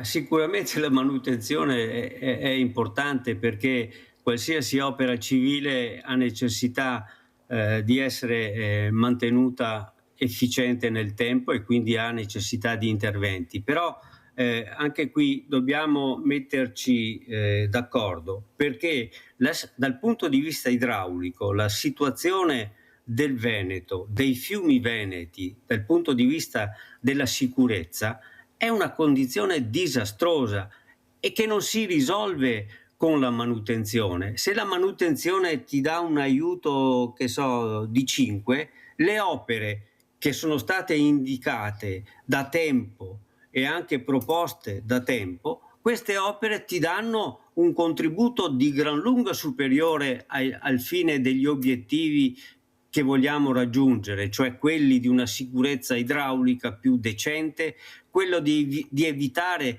che le persone muoiano durante un'alluvione. Lì bisogna fare delle opere. Purtroppo stiamo pagando scelte fatte nel passato anche in un passato molto lontano, soprattutto sui grandi fiumi, e quindi ci siamo ridotti a una situazione territoriale che poi noi abbiamo aggravato con scelte anche qua, soprattutto della politica locale, con scelte direi incredibili e da lasciar perdere, e invece non è stato così, e noi paghiamo le conseguenze. Sveglia perché quando Veneti si chiama la trasmissione, disastri, professore, lo dico tutte le mattine, Sveglia Veneti. Giusy da Treviso, vai Giusy. Ciao Mirella, buongiorno all'ingegnere. Ingegnere, le faccio una domanda. Cosa ne pensa del ponte di Messina, visto che Salvini dice che lo stanno studiando da 50 anni per via di zona sismica? Ma se lo stanno studiando da 50 anni, vuol dire che non sono ancora sicuri, sono ancora incerti di farlo. Grazie Giusy, se no non riesco a farti rispondere. Grazie Giusy, prego professor Dal Paus. Io non sono uno strutturista, quindi parlo così alla luce della mia esperienza in un altro campo, che è quello dell'idraulica. Cosa vuole? Il ponte di Messina si discute, si litiga, si baruffa. Se si possa fare o non si possa fare, io non sono in grado di rispondere dal punto di vista tecnico, però sarebbe opportuno che una soluzione anche in quel caso fosse presa, e che, presa la decisione, si vada rapidamente, perché anche qua 50 anni perché? Perché queste iniziative nascono, languiscono, muoiono, rinascono, e questa è la situazione. Non è diverso da quello che abbiamo visto per quanto riguarda le grandi opere per la difesa idraulica del territorio. Professore, veniamo invece in casa nostra, questo Mose, con questi costi esorbitanti per la manutenzione, lei cosa ne pensa? Ma io penso quello che pensavo da sempre, da 30 anni fa, e purtroppo un'idea, quella mia, che non è stata sicuramente sposata. Io già da tanto tempo sto dicendo che il problema del Mose sarà la gestione, la manutenzione e i costi relativi. Questi costi faranno morire quell'opera, perché già adesso noi ne abbiamo un esempio, no? Queste paratoie che stanno permanentemente sotto acqua hanno necessità di una manutenzione pesante, e si era anche detto: ma guardate che questo sarà il problema vero, non è il problema tecnico. Certo che il Mose è stata una grande abbuffata per qualcuno dal punto di vista finanziario ed economico, e anche qui parliamo di un campo molto ampio, non è soltanto il campo delle imprese o dei tecnici. Ma non era forse, professor Dal Paus, bisogna parlare anche chiaro, che loro avevano pensato di fare il pozzo di San Patrizio, mettevano le mani continuamente, prendevano soldi, perché la storia insegna, e anche gli esempi che avevamo anche in Olanda, che le paratoie sotto acqua non andavano bene. Ecco, queste cerniere. Perciò, professore, è inutile che ce la giriamo. Qui il politico, quando arriva a certi livelli, decide cosa fare in base anche a quello che entrerà nelle casse sia regionali che provinciali che locali. Questa è la verità, se no non l'avrebbero fatto, perché le cerniere andavano fuori e non sotto. Capisce, professore, che si chiamava Mose, no, Mosè si chiamava, professore, no Mose, Mosè. Poi hanno avuto la decenza di togliere l'accento ed è diventato Mose. Ecco perché questi pensavano di andare avanti in eterno a fare su questo pozzo di San Patrizio quello che volevano. Questo lo dico io, perché questa è la verità, è inutile che ce la giriamo. Non possono dire che non avevano la tecnologia, la ricerca e la scienza che avesse fatto sì che questo Mose fosse costruito in altra maniera. Come ci saluta, professore? Cosa vuole dire? Cosa voglio dire? Spero che nel campo della difesa idraulica almeno si dia continuazione all'intervento della Regione, perché i problemi della sicurezza idraulica che ci sono nel Veneto sono problemi che non si risolvono dalla sera alla mattina, richiedono tempo, richiedono continuità di interventi e richiedono soprattutto anche la capacità di far zittire persone che obiettano, ostacolano e non pagano mai le conseguenze delle loro azioni che dal punto di vista tecnico, mi permetta di dire, sono molto spesso ridicole. Grazie veramente, grazie, saluto e ringrazio il professor Luigi Dal Paus, professore emerito di idraulica. Ecco, a novembre si andrà a votare, vedremo le decisioni che saranno prese, professore, però penso che le vedremo nel 2026 a metà, no? Perché prima di sicuro non si muoverà paglia. Grazie, grazie, grazie. Andiamo a vedere l'assegno di Mirella, che è il vostro assegno. Ciao grande famiglia di Rete Veneta, oggi siamo in una località vicino a Bassano perché dobbiamo aiutare un uomo questa volta, un uomo che è venuto in trasmissione e che mi ha chiamato e mi ha detto: Mirella, non ce la faccio, vieni a aiutarmi perché non ho niente, non ho soldi, non ho da mangiare, non ho niente. Chiedere per certe persone diventa un po' un problema, però lui è stato bravo perché ha vinto questo problema, nel senso che ha detto: non mi devo vergognare di chiedere se ho bisogno, perché in fin fine chiedo solo un lavoro e in questo momento di essere aiutato, perché così non posso andare avanti.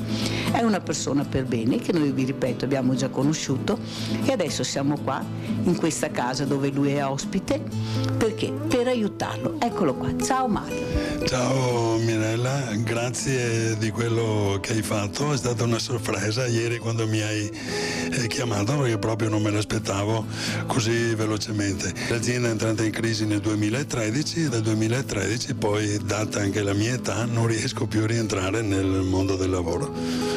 Quindi adesso vediamo un po', può darsi anche che attraverso questa trasmissione qualcuno mi offra un lavoro, data la mia professionalità. Cosa sei tu? Che professione facevi? Io facevo imprenditore edile nella bonifica amianto e coperture industriali, ma ho fatto un po' di tutto. Ho fatto il rappresentante oreficeria, solo spagnolo, l'inglese me la cavo, il francese lo stesso, quindi però l'handicap sono i 64 anni compiuti tra l'altro il 15 maggio. La dignità non la perdo, bisogna sempre andare avanti e certe volte, come in questo caso, avere anche il coraggio con tutta dignità di chiedere aiuto di qualcuno.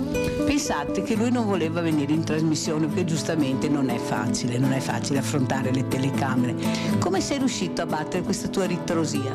Perché sono un chiacchierone, forse, fondamentalmente. Sono un chiacchierone, però c'è tanta gente che vorrebbe mai richiedere l'aiuto di questa straordinaria, posso chiamarla onlus, vabbè, chiamiamola organizzazione, di questa straordinaria televisione. Però non lo fa proprio per il discorso della vergogna. Non bisogna vergognarsi, perché una volta si è su, una volta si è giù. Mamma quanta roba, Mirella. Mamma. Vabbè, non è che posso venire a Bassano tutte le sere. Mamma, quanta roba. Quanta roba. Cioè, non ci sta, Mirella, non ci sta. Siete grandi. Allora, questa è la spesa e adesso Mario, la Mirelluccia, prende un'altra cosa. Allora, questo assegno, eccolo qua, prego, ti permetterà di respirare un pochino. Speriamo che tu trovi un lavoro, di certo, pagarti le cose che sappiamo noi e dopodiché riprenderai a vivere. È quello che chiedo, di restituire tutto quello che mi viene dato, ma soprattutto di poter trovare un lavoro. È molto difficile, però come ho detto in trasmissione, domani è un altro giorno, quindi bisogna sempre andare avanti.